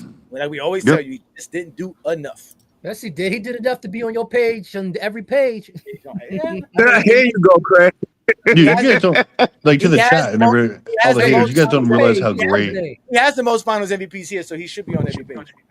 you guys don't realize. Like all these, like on the haters, like 1 through 5. This is such rarefied air. Like go back and like watch these series. These guys were insane. They don't care. All they care about is whether or not Jordan is ahead of LeBron, and as that's not the fact, they don't. That's they're upset. Honestly, that's true, and that's a shame. Who cares? They're not even mad at 03 Duncan. They're not even mad at 03. No, they're mad at LeBron being above Jordan. Exactly. They're not mad at Duncan. And look, me and Brandon, they sit here. When I called Brandon and told him who was number one, Brandon said, "Oh wow." That's all Brandon said. He wouldn't like this some bullshit. Do it over. We'll find a way to make add this. No, how about this? Add assist to turnover ratio. Dude, he didn't do none of that. He just said, okay, let's just keep it going. Because again, I mean, two top 5 all time players. I mean, it's not a huge surprise. Yeah, I mean, again, we could always add more stuff. It would have been more numbers to crunch up and stuff like that. And like I told y'all, how do we determine how great somebody shot when you're comparing them to Giannis and Antetokounmpo's shooting? So and the thing that impressed me though, but I ain't gonna front about Jordan and LeBron, is that the only reason why Duncan is higher because he got 10 points on the blocks. So he had to use his 10 point to be number one, where LeBron and Jordan don't have 10 points and they're still top 3. 17 rebounds too. Yeah. That's insanity. And 17 rebounds is like 80 almost. I mean, like 90% of So he gets 10 for the blocks and then like 9 points for the rebounds. That's a complete carry job. So just bet 5 times. Do 5 times 6.3 is like just above 35. I mean, like just above 30 something, like 31, 30 something like that. That was David Robinson getting carried to a ring right there too. He retired after that season. Yep, last season. So how it's calculated, right? So you see, we said you get 10 points for each category, right? So each 10 points will equal up to 50, and then you divide it by 5, and that's how you get 10 points. And you rounded up too much for Jordan. Jordan is a 5.03. For which one? For the one that he was tied with LeBron. So LeBron's ahead of him. How did you crunch it up? What numbers did you put for Jordan? It's the same way. It's just the calculations. Nah, I didn't round up nothing. That's what I'm saying. You must have the wrong number. You didn't use the same number I used. That's what I'm saying. It was the exact same numbers. You put Jordan as a 5.04 with LeBron, but Jordan was a 5.03. Okay, but that's what I'm saying. In 1993, for Michael Jordan, I put down. So Jordan should be 14. So LeBron should be 13. That's all. No, okay, listen before you jump, Brandon. In 19, I don't care. Michael Jordan is 14. In 1993, Jordan averaged 41 points. He gets 10 points for that. What is 8.5 of 19, Brandon? It doesn't matter. It does matter. I'm just saying. It don't matter. It's not. Y'all just go in this spill about who's number one, And now y'all arguing about because LeBron and Jordan at 13 and 14. You made this whole spill. We're not mad that somebody's above him. Man, you can't slurp on LeBron any harder. Like, come on, that's fine. Travis, you just said you was nailing Michael Jordan, so be quiet. I don't want to hear it. I want to hear it. Anything you got to say doesn't matter today. Not much I can say to that. No. And they also said y'all stupid, man. Is the reason why the Spurs won. Why the Spurs? Yeah. What's that about? He closed out. He finished the Nets in game 6.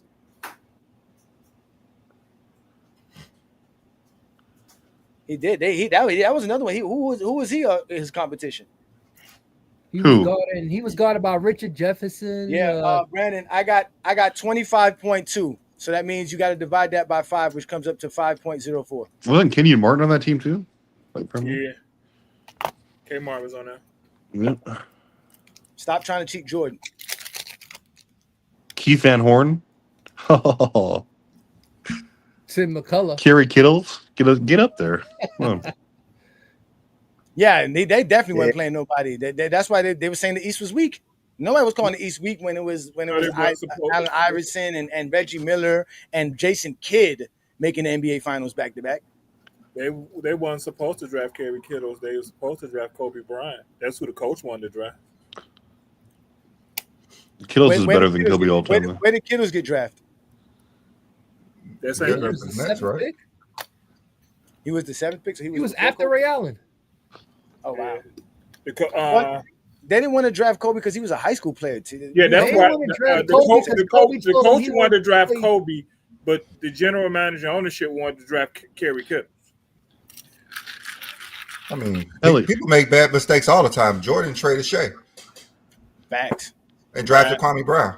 I mean, wait, Helly, how is this list crap? This list is great. I mean, this is a very fair way of ranking these performances. It's unbiased. Jordan's not picks. Yeah, that's exactly. why it's crap. Neither is LeBron. Like, what is there to bitch about? I don't understand. Is he a Kobe guy? Yeah, these are statistically the best ones ever. It's not Jordan 1 through. Kobe's not right behind him, and LeBron's too high up on the list. LeBron can't be on the list, period. So at the end of the day, it doesn't matter what criteria you put up. I think this list is actually done very well. Again, it was a lot of surprises in this for me. If you don't like the list, come up with your own damn criteria that's going to make sense and put out a list. This was done. All my guesses were top 10. The only one I didn't think about was 86 Bird. Forgot about 86 Number 1. This criteria you can't even argue with. Called Bill Walton. Because it's all numbers. And I called Bill Walton in the top 5. He did. Bill Walton did good, man. I was surprised. And if we did stuff like how y'all want to do, if we really wanted to get like GOAT James Kingdom we could say, hey, let's add competition. Who beat a unanimous MVP? 3 All NBA players, a 73-win team in this category. Nobody did. Who led all the teams in the? We could have did that. You could get extra points for actually leading. Two toughest playoff runs. We didn't do that. You know what I'm saying? So like, there's a lot of things we could do to give LeBron James stuff just because we know what LeBron did to make it look like LeBron. But that's not the objective of the GOAT James Kingdom formula. The objective of our formula is to figure out how to measure the greatness of a player's production and what they actually do on the basketball court. You guys want to sit here and add these little tidbits that don't mean nothing. Nobody cares about. It's crazy how there's a top 10 list right here. There's the same numbers, the same letters, the same words, same names, but there's 25 different perspectives because there's 25 different eyeballs looking at the same exact graph.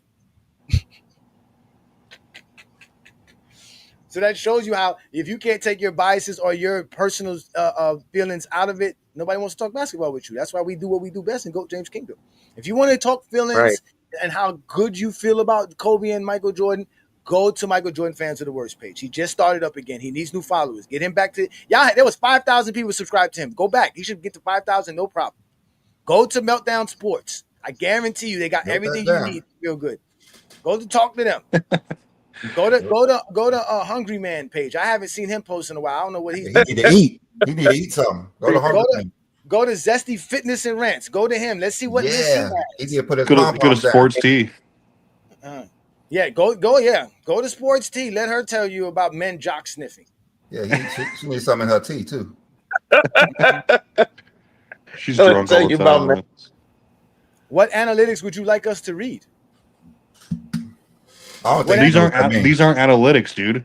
These are just the straight up 5 major stats. statistical categories. That's all. Simple. You can't argue it. It's just numbers.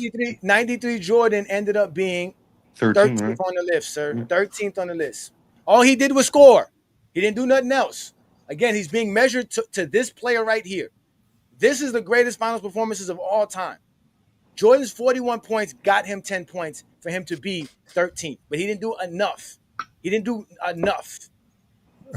Somebody mad because someone going around saying we buy subscribers. How do you buy subscribers, Eddie? Tell me how do you let me know that, because if that's the case, everybody can have a channel and buy subscribers. How do you buy subscribers? Yeah, I really want to know. How do you buy subscribers? And if you're talking about going to get subscribers illegally, how are we monetized? YouTube does not allow you to just get subscribers so that you can be monetized with fake subscribers. Yeah, because if you do, we'll get banned like MJ fans are the best. So 2019 Kawhi. Say what y'all want and go back to the motel rooms page. It's not our fault that he hasn't found some good gossip story to make him go viral, because no one wants to hear anything he has to say basketball wise. It's true. I'm just trying to figure out what's the problem is, bro. This is very objective. I think it was done well. These people just hating. They just hating because Michael Jordan threw. Anytime Michael Jordan ain't. Every time Michael Jordan ain't at the top of the list of anything, you get the zestiest of the zestiest in here crying. Yes, anyone who knows basketball knows that Mike here was going to be number one. Like it just He said, I heard. Exactly. A zesty Jeffrey gossiping. You heard a rumor and you went out and you brought it up on a Don't panel. spread it. Don't spread the rumor. You guys get mad because you think that the little disses that you have for Johnny and Brandon comes in and it's going to work, and then it doesn't work. You start crying because you really thought, I'm just going to type this in and they're going to be hurt. Somebody said you buying stuff. They out here talking about you, Johnny. We know they talking about us, but what they don't do is come talk to us. That's safe a fact. in the comments. This is safe in the comments, just like Buddy right here just said right here, Mr. Zesty Jeffrey. Why do you respond to these dudes? Oh no, I'm sorry, you're talking to us. Why are we responding to them? But yeah, we don't care about, because this is what it's for. 06 Wade is 15th on the list, sir. 06 Wade is 15th. Let's do this for Mike, because Mike shows up on everybody's live to judge and rank them. Mike, if you was listening earlier, Mike, we told you all players are graded towards this player right here. This is the greatest finals performance of all time. If you did this, you would score a 10 out of 10. What you have here are the top 50 greatest finals performances of all time. The first number you see is where they're ranked. The second number you see is the year they were the finals MVP. The number at the end is the points that they scored with their points per game, rebounds per game, assists per game, steals per game, and blocks per game within that same NBA finals. And when you do that, this is our 31 through 50 list. This is 11 through 30. Dwayne Wade fell at 15th, just under 5 points. And this is our top 10 list right here. Great list. Yeah. I knew 2016 was going to be in the top 5. That had to be in the top 5. I thought it was going to be great one. Performance. No, I didn't think it was going to be one. I'm going to be honest. I thought 2000 Shaq was going to be one. Honestly, that's a great guess. I mean, I knew Duncan was going to be high. I thought 2000 Shaq. I wasn't was thinking definitely about going to be. Duncan, but I figured Shaq would have at least 2 of them in the top 5. I thought 94 Patrick Ewing was going to be top 10. Well, Shut up. I think Bill Walton had more rebounds, more assists and steals than blocks. And I think he had more blocks than Shaq as well, sir. Yeah. Well, Bill Walton was number 20 on my list. Not my list, but the chat GGT list. But I just know Bill Walton was number 4 on this list. That's all I know. So that's the same reason why 91 Mike is ahead of 93 Mike. All these people keep bringing it up. I mean, he's better because he was better all around. Mike, the way we grade our players and we measure players' greatness is that we measure you to the greatest accomplishments of all time. So this player represents the player who accomplished the greatest accomplishments of all time. He's a hypothetical player because no player has Michael Jordan's points per game, Bill Walton's rebounds, Magic Johnson's assists, Rick Barry's steals, and Tim Duncan's block in an NBA Finals. These are the greatest performances in each category in an NBA Finals put into one player, which would make you the ultimate player, the greatest of the greatest.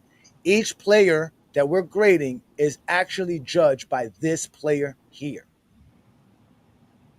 So when you see this player has 10 points and you look here and you see Dwayne Wade is 4.98, that means Dwayne Wade scored 4.98 points of 10 in this category by measuring his points per game, rebounds per game, assists per game, steals per game, and blocks per game towards this NBA player right here. Talk about second-year Duncan winning Finals MVP. Lord. Okay, you get it. I see you're a smart young man. He played 50 games that season. Yeah. What 50 games? When? 99 Duncan. That was a lockout, yeah. Mm-hmm. Oh, well, you should lose points when you don't play a full 82-game season and win the Finals MVP. Here we go. Gatorade right there. You got to. One of the criteria is you got to play a full season. Come on, man. You should lose points if you're in the NBA Finals versus one Hall of Famer. That has no control over. That has nothing to do with games played. Yeah, that's true. Again, all of this it just shows you how great of a performer you were as in your finals. There is nothing. There's no biases in this. It doesn't have no error tags. It doesn't have no competition tags. It don't have nothing. This is exactly what you did, and that's all it is. And it's grading you towards, like I said, if you were this player, there would be no argument. This would be the greatest finals performance of all time. Shout out to Shaq for having 2 in the top 10. Crazy. That is also true. That is true as well. That you know, but again, Shaq was that. That's why people say Shaq was the most dominant player in our time. We've never seen nobody as dominant as Shaq, especially in those finals. Shaq was ridiculous, man. It was almost right. Everybody knew it was coming. Like nobody could defend him. You almost felt bad for those big guys. They were just getting bullied. Hey, who was Shaq's sidekick those years? Phil Jackson. Oh, Kobe. Oh, definitely Kobe. Definitely. Rick Fox. To Brandon, the most skilled player ever. Who? Kobe? No, it's just actually, we don't know that. Actually, we don't know that. Because you don't answer the question. Don't put words in my mouth. Again. Who's the most skilled? John, Shaq was doing his work against. Johnny, I'm sorry. Johnny, I'm sorry. I just saw the opening. But John, Shaq was doing his work against. Shaq was doing his work against. I caught the lob, and I just wanted to dunk it. That's it. I mean, it was right there. John, you ain't shit. Shaq was doing his work against Todd McCullough, while Kobe was doing his work against Tim Duncan, David Robinson, Scottie Pippen, Rasheed Wallace. Listen, check out. This is what makes Jesse Jeffries the most funniest people in the world. They literally think that they can redefine what things mean. He says here, the bias is making all these stat categories equal when they are not. No, sir, that's what actually makes it biased, by you saying what has a value over another thing or not. That's actually biased. Making something equal is actually taking away biases. It's basically saying everything's the same. That's actually removing the biases. Because what makes one thing better than the next is your bias, your preference. Nothing tangible, nothing factual. He goes here, I understand the criteria, but in no world should you get more points for 3 more rebounds over 20 more points. No, that's not true. Shaq got more points for his 20 rebounds than he did for the 3 less, what's it called that he got? To show you how math works, I'm going to explain it to you. Bill Walton scored 18 points out of 41. That means Bill Walton scored 4.4 points for his 18 points. Shaq had what, 36 points out of 41? Shaq scored 8.7. That means he got 4 more points he actually doubled. Shaq, yes, 8.8. Shaq scores 8.8 for his points. Bill Walton scored 4.4 for his points. So Shaq got twice as much points for his points over Bill Walton.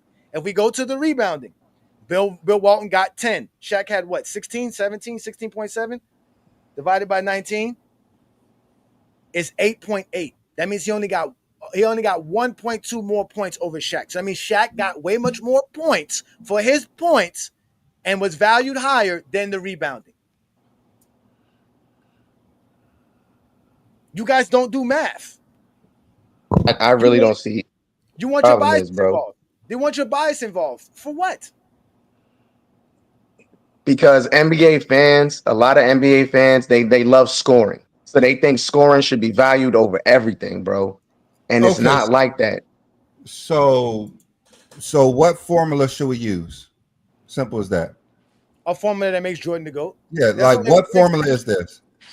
Do you guys ever notice that these guys always say that what's the flaw? That's what I want to know. What's your the stuff flaw? is flawed, but they never have any other alternatives to use? No, I guarantee you his flaw is going to be that there's no eye test. That was just like when Mike was listening to me give Lamont my criteria. He had the nerve to say all you kept saying was stats and accolades. That's all I heard. He didn't hear nothing I said. He didn't hear records, achievements, accomplishments. He didn't hear none of that.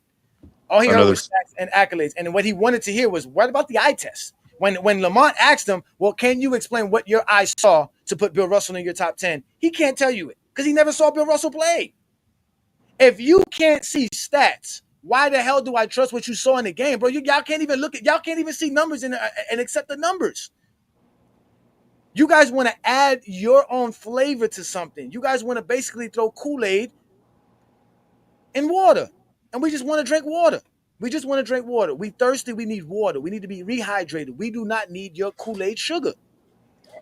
Kool-Aid is what does the 3-point line have to do with Bill Walton being so high? That's how you make Kool-Aid. All right, what does the 3-point line have to do with Bill Walton being so high? Like, what's the correlation to that? He didn't even shoot any threes, so it doesn't matter. See, that's a zesty Ramon comment right there. The league was garbage. That is your opinion. That's your preference. That's not facts, sir. And you can't prove it. I can guarantee you, if you want to have a debate, I can prove to you the 70s was not garbage at all. But you don't know basketball because you only know narratives by going on TikTok, going on YouTube, and talking with a bunch of Zesty Jeffries with Zesty Jeffries logic. The league was so garbage. Why was Michael Jordan so great? He wasn't born in '84. Look. Again, I wonder why you said. How can you sit here and say an oxymoron is a fact? These niggas said my opinion is facts.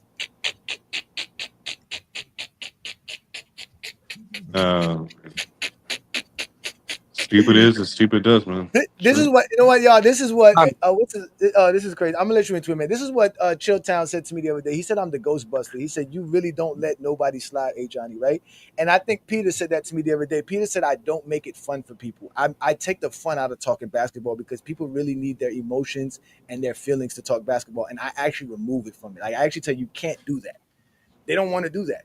They really. I like to hear your emotions. I like the emotions. I like when Travis talking about he's Nell and Jordan. I like that.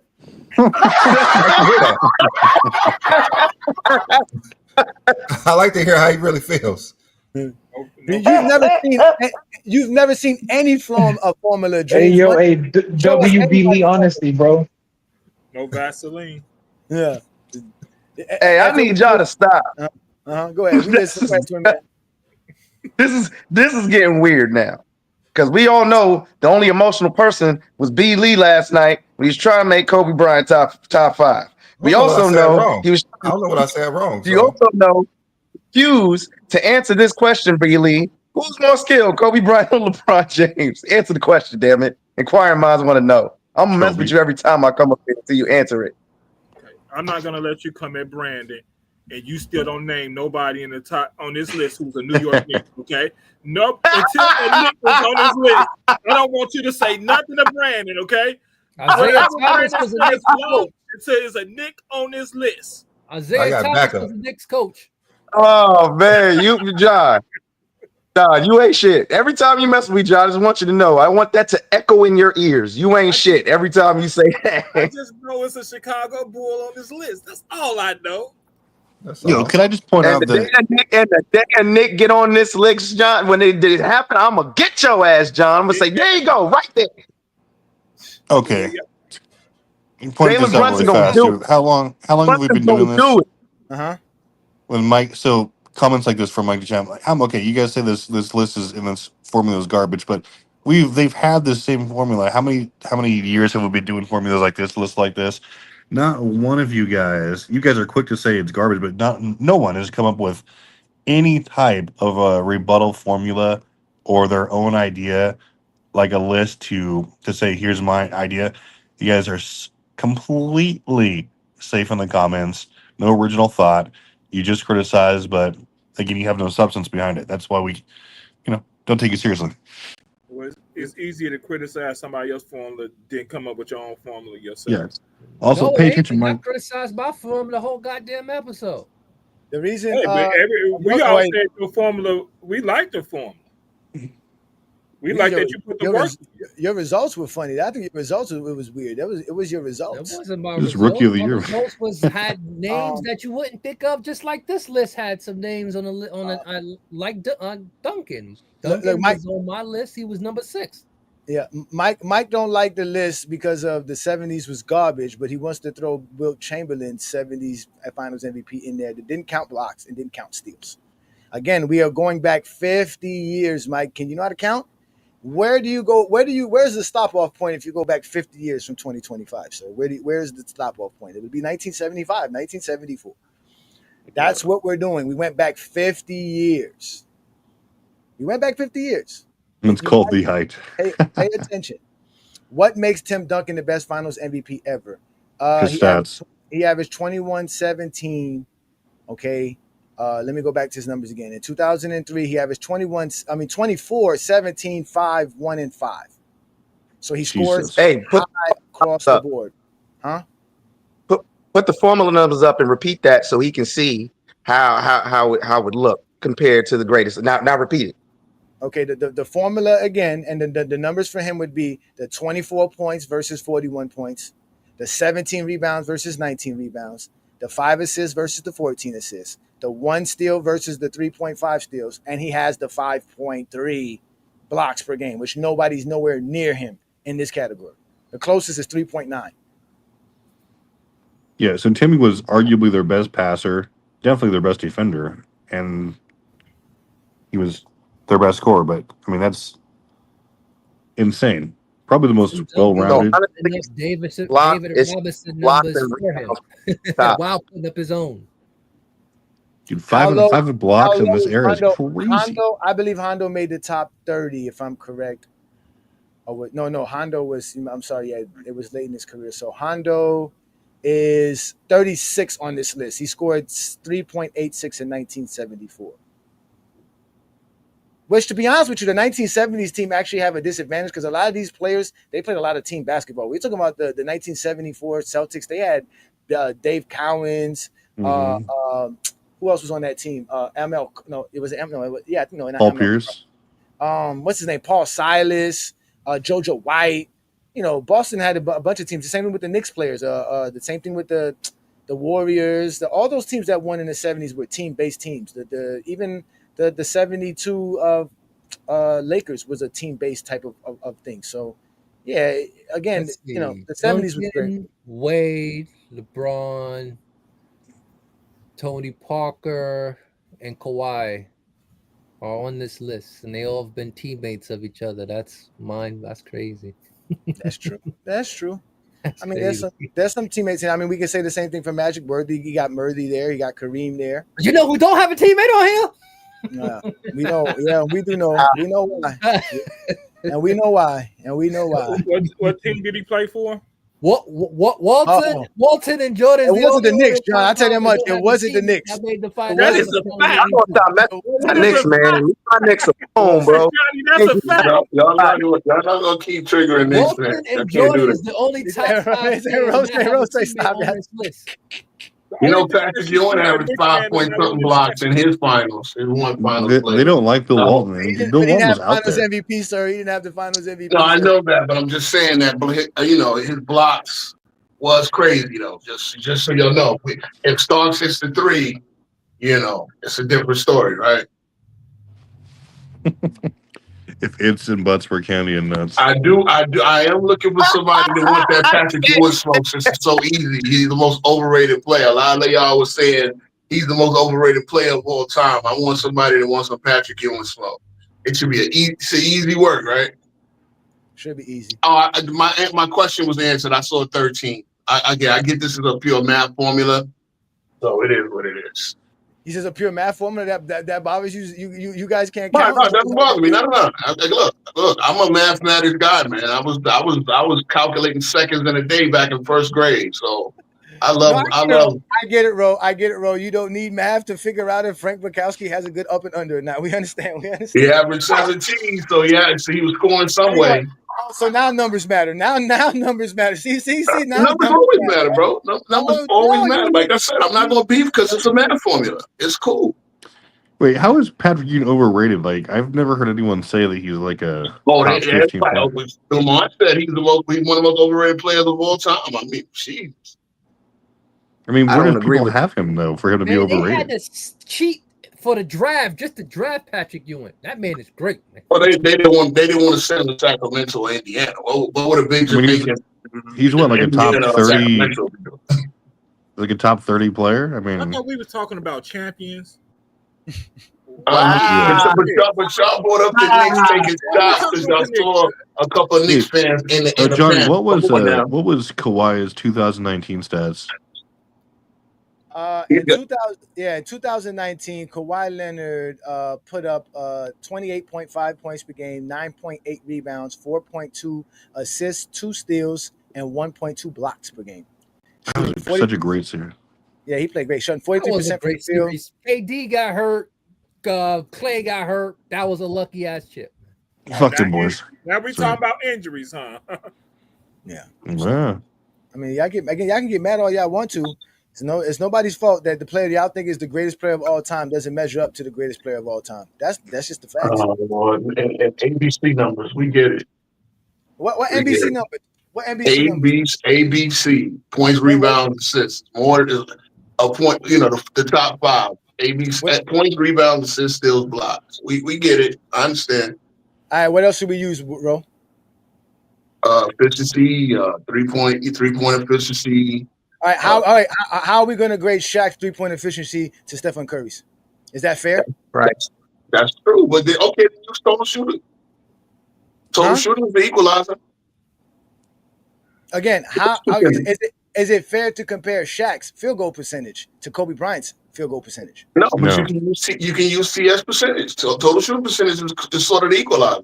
What is total? There's no such thing as total shooting percentage. What are you talking about? True shooting, man. True shooting percentage. It still wouldn't equalize, real, because they're not taking threes at volume. Hold on, I got this. Listen, true shooting percentage also would give you an advantage for people who shoot threes. So how are we going to do that?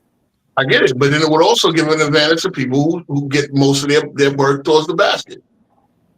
So Shaq wouldn't be that disadvantaged. I'm just saying. I mean, look. I love these theories. It's great. I'm not beefing with y'all guys' list. It points a nice, pretty picture. The top 5. I mean, you could also say blocks. You could also say blocks is a little bit unfair to put for guards, right? Guards don't usually get a lot of blocks. All right, let me give you a reason why none of this is unfair. Blocks and rebounds give advantages to big men. Steals and assists give advantages to guards. Points are neutral. So altogether, it's 2-2-1 in this category. It is even. Yep. Yeah, I guess so. You know what's not even? Having a teammate on this list. That's not even. That's don't got a teammate on this list? Bill Walton.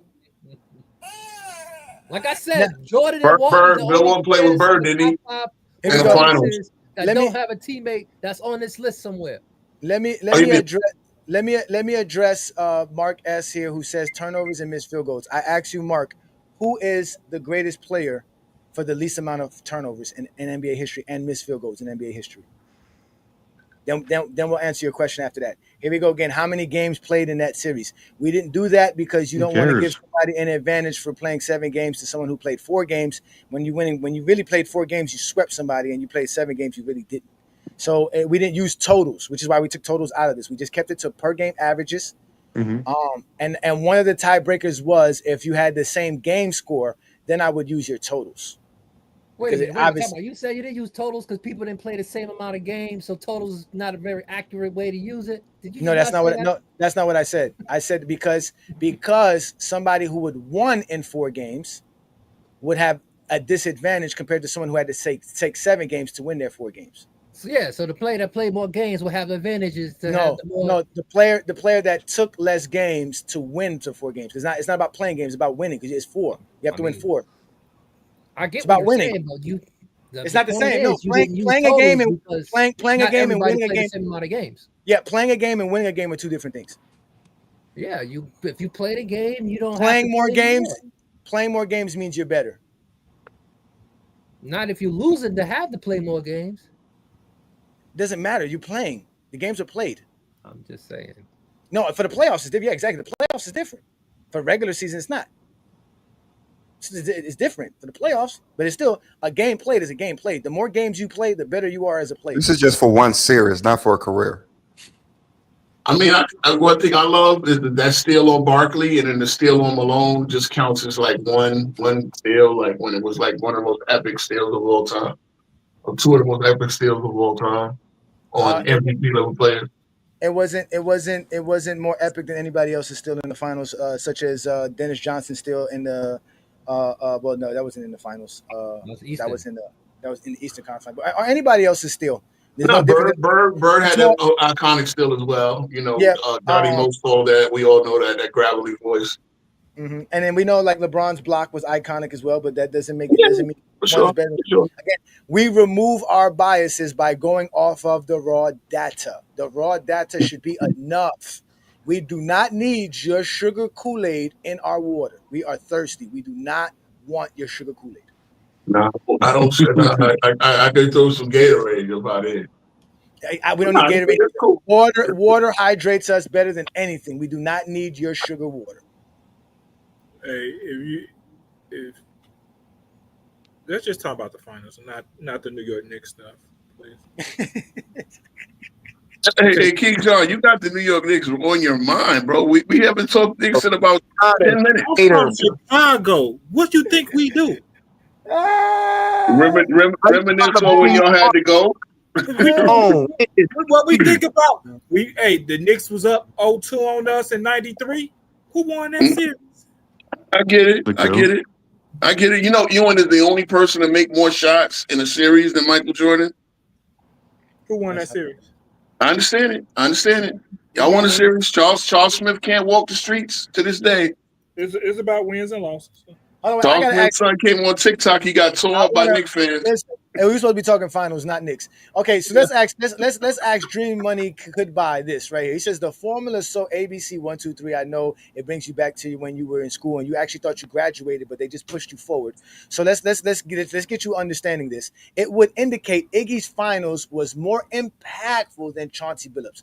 Where did you get that it was more impactful, and how do you measure impact since you use that word yourself? Y'all got to do a better job, GOAT James Kingdom. This is disgusting. You can't do a better job. Just define impact for us. How do you measure impact? We'll never get an answer. We're looking for the comments. We're looking forward to the comments. And we don't need your Gatorade either. We're looking forward to your comments. See, could I just throw something on that? The monumental upset that finals was, I would find a way to kind of, put the, who, because y'all love to use the who was favorite. Well, Detroit was monumental. No, we don't. We do not go off of degenerate gamblers and their odds. No, Vegas does not know who is the better team. No, we do not go off of favorites. So no one on this platform has ever used that argument. No. Okay. We do. We secretly do. Y'all seen our GOAT criteria? Where is your GOAT criteria? You ever seen us say favorites? Where? Ever? Anywhere? What stat is that? Where does it exist? Is that even a number? No, I gotta do a better. Wait. Why is that stat? That information more important than blocks, steals, rebounds, assists, and actual NBA shit? How is that more important than anything else? I would agree with you, Johnny, because every game starts 0-0. And the goal of the game is to score more than the other team. Period. So no one came like the Celtics were overwhelming favorites, right? They don't come in with a 13 point lead that you have to overcome, right? So at the end of the day, you're correct. It shouldn't matter. And I got to do a better job because Lamont will debate like everybody else. Everybody else said this. No, all right. Since a lot of LeBron fans use it and you guys don't, I'll take y'all at your word. Y'all don't never use the he was favorite or that. Okay, cool. Never. Cool. You know how they determine the favorite odds? Bets and you know. Thank you. I'm glad you said that. And do you know a that guy there like are, Sam Rothstein from Casino? Yeah. Do you know that professional gamblers can actually dictate the favorite odds? Yeah, of course. Okay, so why would we use that? Thank you. We don't use that. Here we go, guys. We got our answer. Impact because Chauncey was the lead dog. Iggy was a role player. Again, so now you're using another vague term. You didn't define what impact is and how you measure impact. But since you're saying being the most impactful player is the lead dog, explain what makes somebody a lead dog or not. Help us understand that. Because how did Iggy win the Finals MVP? Then how did he win it? Oh, before y'all, I'm about to get out. My guy, go Yeah, grilling. It's grilling time. Yeah, I'm ready to cook too. Happy Father's Day, Craig. Happy Father's Day. Y'all. Be cool. Yeah, man. Yeah, man. I forgot to salute y'all. Hey, don't mess up no J's while you cooking, but don't get no barbecue sauce. No, I'm in my flip flops. Jordan fan that takes, bro. Only Jordan fan. You got the barbecue grill freeze on. You got the barbecue grill Jordan flip flops. Nah, these some Yeezy slides. Oh, okay. I forgot to put the boom at the end, y'all. He thought he said something. Boom. Now, y'all be cool. Y'all be cool. All right, Craig. Appreciate you, man. See you next week, brother. He basically could have translated that to Johnny to his response said, "I don't know basketball." They don't. They can't talk it. They don't. They can't talk it. You can't talk it. You know what I'm saying? It's a problem. They have again. I told you these guys were special ed students, bro. It don't make no sense. If you guys were really, you guys in the chat were really like so convinced of yourselves, you get up here and like try to get smoke with a Johnny. Not only that, if they really wanted that, they would convince one of their best Zesty Jeffrey social content creators to let me up on their channel and debate me. That's true. Well, you call me one. You know you got an open invite. Travis is we already trying to get a league going. You know, I'm retired, man. My boy GoCast. Oh, you retired after last night? I told you. I told you we don't even be knowing when you go on, bro. I told you my night is Tuesdays and Thursdays. I might do tonight because sometimes my partner he got swing shifts, so I try to get at least one show with him. So I do 2 shows a week, and I can always send you a message, whatever. Hit Travis up, whatever. Facebook group. Yo. Okay, all right, hold on, let's do it. No, we definitely gonna holler at you, bro. I'm gonna come through on Tuesday night. So tell me, how did Mookie barbecue me? What did Mookie say that I was barbecued at? Please let me know. I would love to know that. Willie, you keep saying try me. Oh, yeah. Where's Mark and Glock? Where's Mark and Glock? Go get him. I'm sorry. Go ahead, twin man. Happy Father's Day, y'all. I'm about to roll out myself. I'm probably gonna toss something on the grill too. Yeah, we about to get about it. We about to get about it. All right. Father's Day, twin man. I'm going on Orlando. I need to get a cut badly. In the chat. You finna go see Mickey Mouse? I'm looking like Moses after 40 days and 40 nights in the mountains. Yeah. King, you know I'm down whenever. Just hit me up. LeBron was not picked in the majority of his finals. LeBron was only picked in 3 of his finals. Oh, but that don't matter though, right?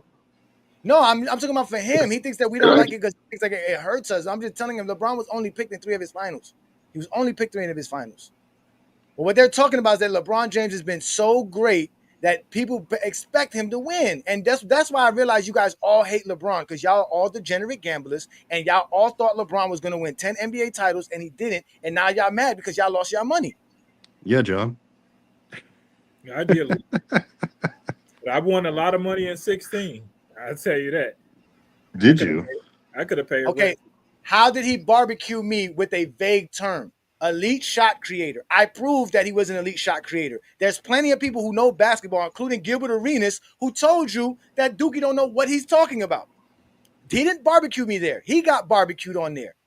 I proved that Jason Terry was an elite scorer. His own statistics that he brought up says that Jason Terry does everything he said Jason Terry doesn't do. His own stats that he used. That shows how you guys are, again, you guys are so emotional, and that's why I'm undefeated. And that's why I'm going on PC tomorrow and make more Zesty Jeffries upset. Did they even watch that series? Jason Terry was doing that. No, they didn't. You watched Jason Terry's career? No, Yeah. No, they did. He's a really good player. No, I mean, Terry was good. in fairness, the Heat's defense was pretty bad. what does that have to do with being an offensive creator? I mean, Nothing. It Nothing. would give an opportunity for Jason Terry to shine. I mean, that's every NBA team they played.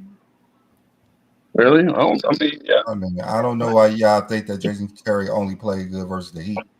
He played good for a decade. He was a hell of a six man. I can't deny it. He was a hell of a six man. Game in season, so he's a pretty good player. If you had the Miami Heat win a championship in 2011, you had over expectations for the Miami Heat. Those are the facts, ladies and gentlemen. You can't tell me that they overachieved predicated on your false premise on who's supposed to win or not. Well, everyone saw the Lakers God winning. did say he was going to get not 7, not 8, not Again, if you believe LeBron James was going to win 8 NBA titles, you are just as delusional when Michael Jordan said he was going to pass Bill Russell when he told Bill Russell the same thing. And when Michael Jordan was out here doing this after winning his 5th title, when he was and when he was in the locker room saying he was going to win 8 or 9 and loud to the public. Hey, look, you're supposed to believe in yourself. No one has ever gotten on. But it's different for LeBron. But it's different for LeBron. It's different for LeBron. The difference is that you don't believe Jordan. LeBron the difference is that followed that up by saying, "I really believe that." Because LeBron's Messiah. He's supposed to speak the truth. If you don't speak the truth, never believed Jordan could win 8 or 9 championships, but you believe LeBron. Jordan's not the Messiah like LeBron. Well, wait a minute. Jordan left on top twice. Jordan left on top twice. He didn't get knocked off the perch. 8 championships in your mind. He could have never won that. For you, LeBron could have. That's I honestly don't. Let me tell you something. I didn't believe he won the 6. I thought they were going to lose every one of those finals. I thought they were going to lose. But he won the 6 and he retired twice after the 3 making up stuff now. We just gonna make up stuff now. What did I make up? Yeah, that's what we're doing. I spoke facts. He did retire after winning 3-peats twice, right? We don't believe that you didn't think he was gonna win none of them. You really thought? Oh no, I do. I did. Trust me. Trust me. Yeah, trust me. When I got the Lakers hat, I was a Magic guy, and they had all the experience. The Blazers, I thought they had a better team. The Suns, I definitely thought they had a better team. You saying that now? Listen, don't time him out, Asante. Don't time him out. Let him sit there because we want him to go run back the vision. We want him to go run back to all of the TikTokers that he wants to have them because he thinks those are the only ones that can check me. Let him hear everything and go running back to those guys. Let him do that. Let him chill here. Let him enjoy himself. Please let him enjoy himself. Yeah, don't get in your feelings, Asante. You timed me out one time when I was cooking, but it's all good. Oh, so y'all don't call Jordan Black Jesus? Somebody called him that. It wasn't me. No, I'm talking to the Zesty Jeffries in the comments. Oh, okay. They were talking about LeBron being the best. Well, LeBron did. Yeah, I was going to say LeBron did call himself the chosen one. Was Jesus Christ? LeBron called himself the chosen one. King James. 09. I said his haters believe he's the Messiah. No, I don't. First of all, 3-peat is not a record, so I don't recognize 3-peat for anything other than you just won 3 championships. That's it. If Kobe would have won 6 championships, it probably would have knocked him ahead of Michael Jordan. He would probably be 5th, and Jordan would be 6th on my list. You like that answer? I know you don't. Kobe, if he win, he is 1,000% top 5 if he wins in 08. Well, I'll tell you this right now. No matter if you call him Jesus or not Jesus, he's still fake. The letter J didn't exist till the 1400s. So nobody born 2,000 years ago was ever named Jesus. Jesus, dude. Jesus. I think they called him Yeshua or something like that. Jesus starts with a J. Yeah. Yeshua starts with a Y. J and Y have no correlation with one another. I mean, for almost 1,000 years, they thought Jesus was a white man with blue eyes. So nobody thought that. Yeah. Well, that's they still do. We've destroyed one religion already. We don't need to go after another one. We already destroyed the Zesty Jeffrey Coalition.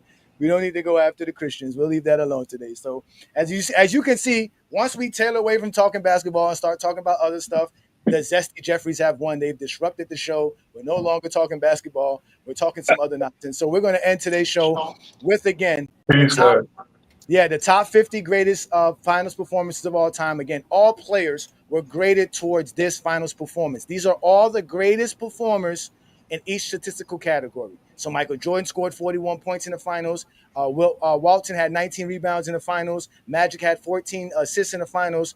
Rick Barry had 3.5 steals in the final. And Tim Duncan had 5.3 blocks in the NBA. What year did Magic do that? Was that 87? I think that was 85. 85? Yeah, he didn't win the Finals MVP, but he had the most assists in the NBA Finals. So, in the series. So you have that right there, right? And then that's how you grade every player. If there was a player to do this, they would score 10 out of 10 because these are the greatest accomplishments of all time. So all players were measured by that. And when we do that to round off, basically, let's just start from the top so we can get y'all upset from the beginning. Number 1 is Tim Duncan. LeBron's 2016 year, Jordan's 91 year. Then we got Walton, Shaq, Hakeem, Shaq, Magic, Bird. Giannis ends off the top 10. From 11 to 30, we have these guys here. There's some guys here that y'all probably going to ask about. The 93 Jordan, the 06 Wade, 09 Kobe, 2017 Durant. All of these guys are on here. 2019, Kawhi, 2020, LeBron is on here as well. 2002 Shaq made the list here as well. And then this rounds off the top. This rounds off the top 50 players in general. You have the rest of Jordan's championships, his second three-peat championships here. You have the LeBron Finals MVP winners here: Dirk Nowitzki, Kawhi Leonard, Iggy, Tony Parker. You have Hondo in this. You have Isaiah Thomas in here. Paul Pierce's championship over Kobe's here. We have Curry in this list. So again, these are the top 50 greatest finals performances of all time that we did here with our own GOAT James Kingdom formula. Again, if you want more information about our GOAT James Kingdom formula, go back about 2 years into our channel. You'll see this stream right here, which is our top 50 greatest players of all time using the same formula. And we just had different stats and accolades that we graded players off of. And that's what we do here in GOAT James Kingdom. We make the best of the best. And we basically told y'all who the greatest finals performers of all time was, and it wasn't LeBron James. So y'all can't call us biased. Y'all can't say we always trying to make LeBron this, LeBron that. As you can see, Tim Duncan ended up being number 1 on our list because we are completely objective here in GOAT James Kingdom. We do the best thing as far as showing you guys the greatness of players and across eras. It doesn't matter what era you're a part of, what rules you played in. None of that matters to us. All that matters is what you did on the basketball court and how great you are at doing it. And that's why we're GOAT James Kingdom. Again, if you like what we do here, join us every Sunday noon Eastern time right here on the GOAT James Kingdom show with B. Lee and A. Johnny. We do this 12 Eastern. Exactly at 12 on the dot. You'll see the show kick off and get ready to go. Again, if you like what we do here, don't be afraid to support our channel by becoming a GOAT James Kingdom member. It only costs $4.99 to become a member of GOAT James Kingdom. That is the Knights of GJK. If you want to step up your membership and get a custom T-shirt and get more exclusive content, become a Castle Knights of GJK. If you really want to support us, you could become the King's Guard. Not only does that come with all the other perks, like the custom T-shirt, but we get to add special things like a GJK hat and posters as well that go along with that membership. These are all the tiers to becoming a member of GOAT James Kingdom. And again, we're going to continue to grow our content and give you guys exclusive content like The Radar, which is at 9 p.m. Eastern every Saturday. Yesterday's show was a classic show, completely one of the best shows in GOAT James Kingdom in the last 3 years. I'm not going to lie. I was completely entertained. I watched it twice already. So if you didn't get a chance to watch Travis, Mr. AKA T Perfect, debate versus Lamont, FYF Sports, on why Kobe Bryant is a top 10 player, you need to go check it out. Travis did a great job, and so did Lamont. But you guys know, if you want me, you know where to find me. Friday nights with the Friday Night Exposure. We do adult content at 9 p.m. Eastern right here on GOAT James Kingdom, where we debate. You know me, I don't play games. I bring you guys great content every Friday night right here on GOAT James Kingdom. So make sure you check that out. Also, don't forget the Alan Powell Show is also available on the GOAT James Kingdom channel. You can definitely subscribe to his channel and hit the ring notification there. So that way you know when he pops up. That's every Wednesday, 9 p.m. Eastern, 8 p.m. Central. The Alan Powell Show is available on GOAT James Kingdom. And also, don't forget tomorrow night, play-by-play stream for the NBA Finals. Your boy, A. Johnny, and all the GOAT James Kingdom members like Womboy, Mar, everybody that shows up to support me and Brandon, what we do for the finals. We're going to be back for Game 5 in OKC to see what happens in that game. So catch me tomorrow at 8:15 Eastern, as I will give you guys all the stuff that goes along with that. But like I always told you guys, Brandon and I are GOAT James Kingdom. It's not just me, it's two fellas here, and we're the best at debating any one of you zesty Jeffries. We create chaos in the GOAT debate world because we show that LeBron James is the greatest player to ever play the game. So thanks for joining us again on another great Sunday afternoon. You guys have a great Sunday. Everybody enjoy your Father's Day. Stay safe. Make sure you don't burn yourself on the grill. Be very careful on the grill if you're grilling. And also be safe if you're drinking. Do not drive today. And with that said, it's been a great show. Peace and blessings. If you're a basketball fan and you're tired of basketball shows that talk about fake narratives and using non-basketball terms like killer instinct, playoff translation, gravity, come to GOAT James Kingdom.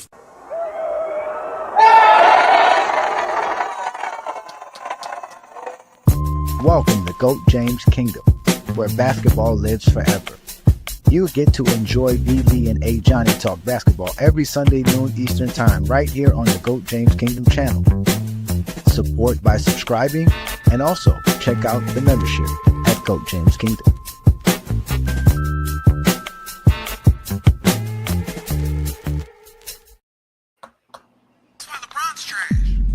Trash. Trash. LeBron Ramon James Sr., born December 30th, 1984 at approximately 4:04 p.m. Eastern Standard Time, the greatest human being blessed among us mere mortals? 4 rings, 4 MVPs, the league scoring record, and he got more records than MJ and Kobe combined. Loving husband and devoted father of 3. Don't you ever disrespect my basketball daddy, you understand me? You know what? Log off, uninstall the game, and tell your mama to ground you, because your mouth is reckless. Go disrespect LeBron James. Oh, I cannot believe you. I hope you break your ankles next pickup game, little nigga. Lakers in 5. Baby! He disrespect LeBron again.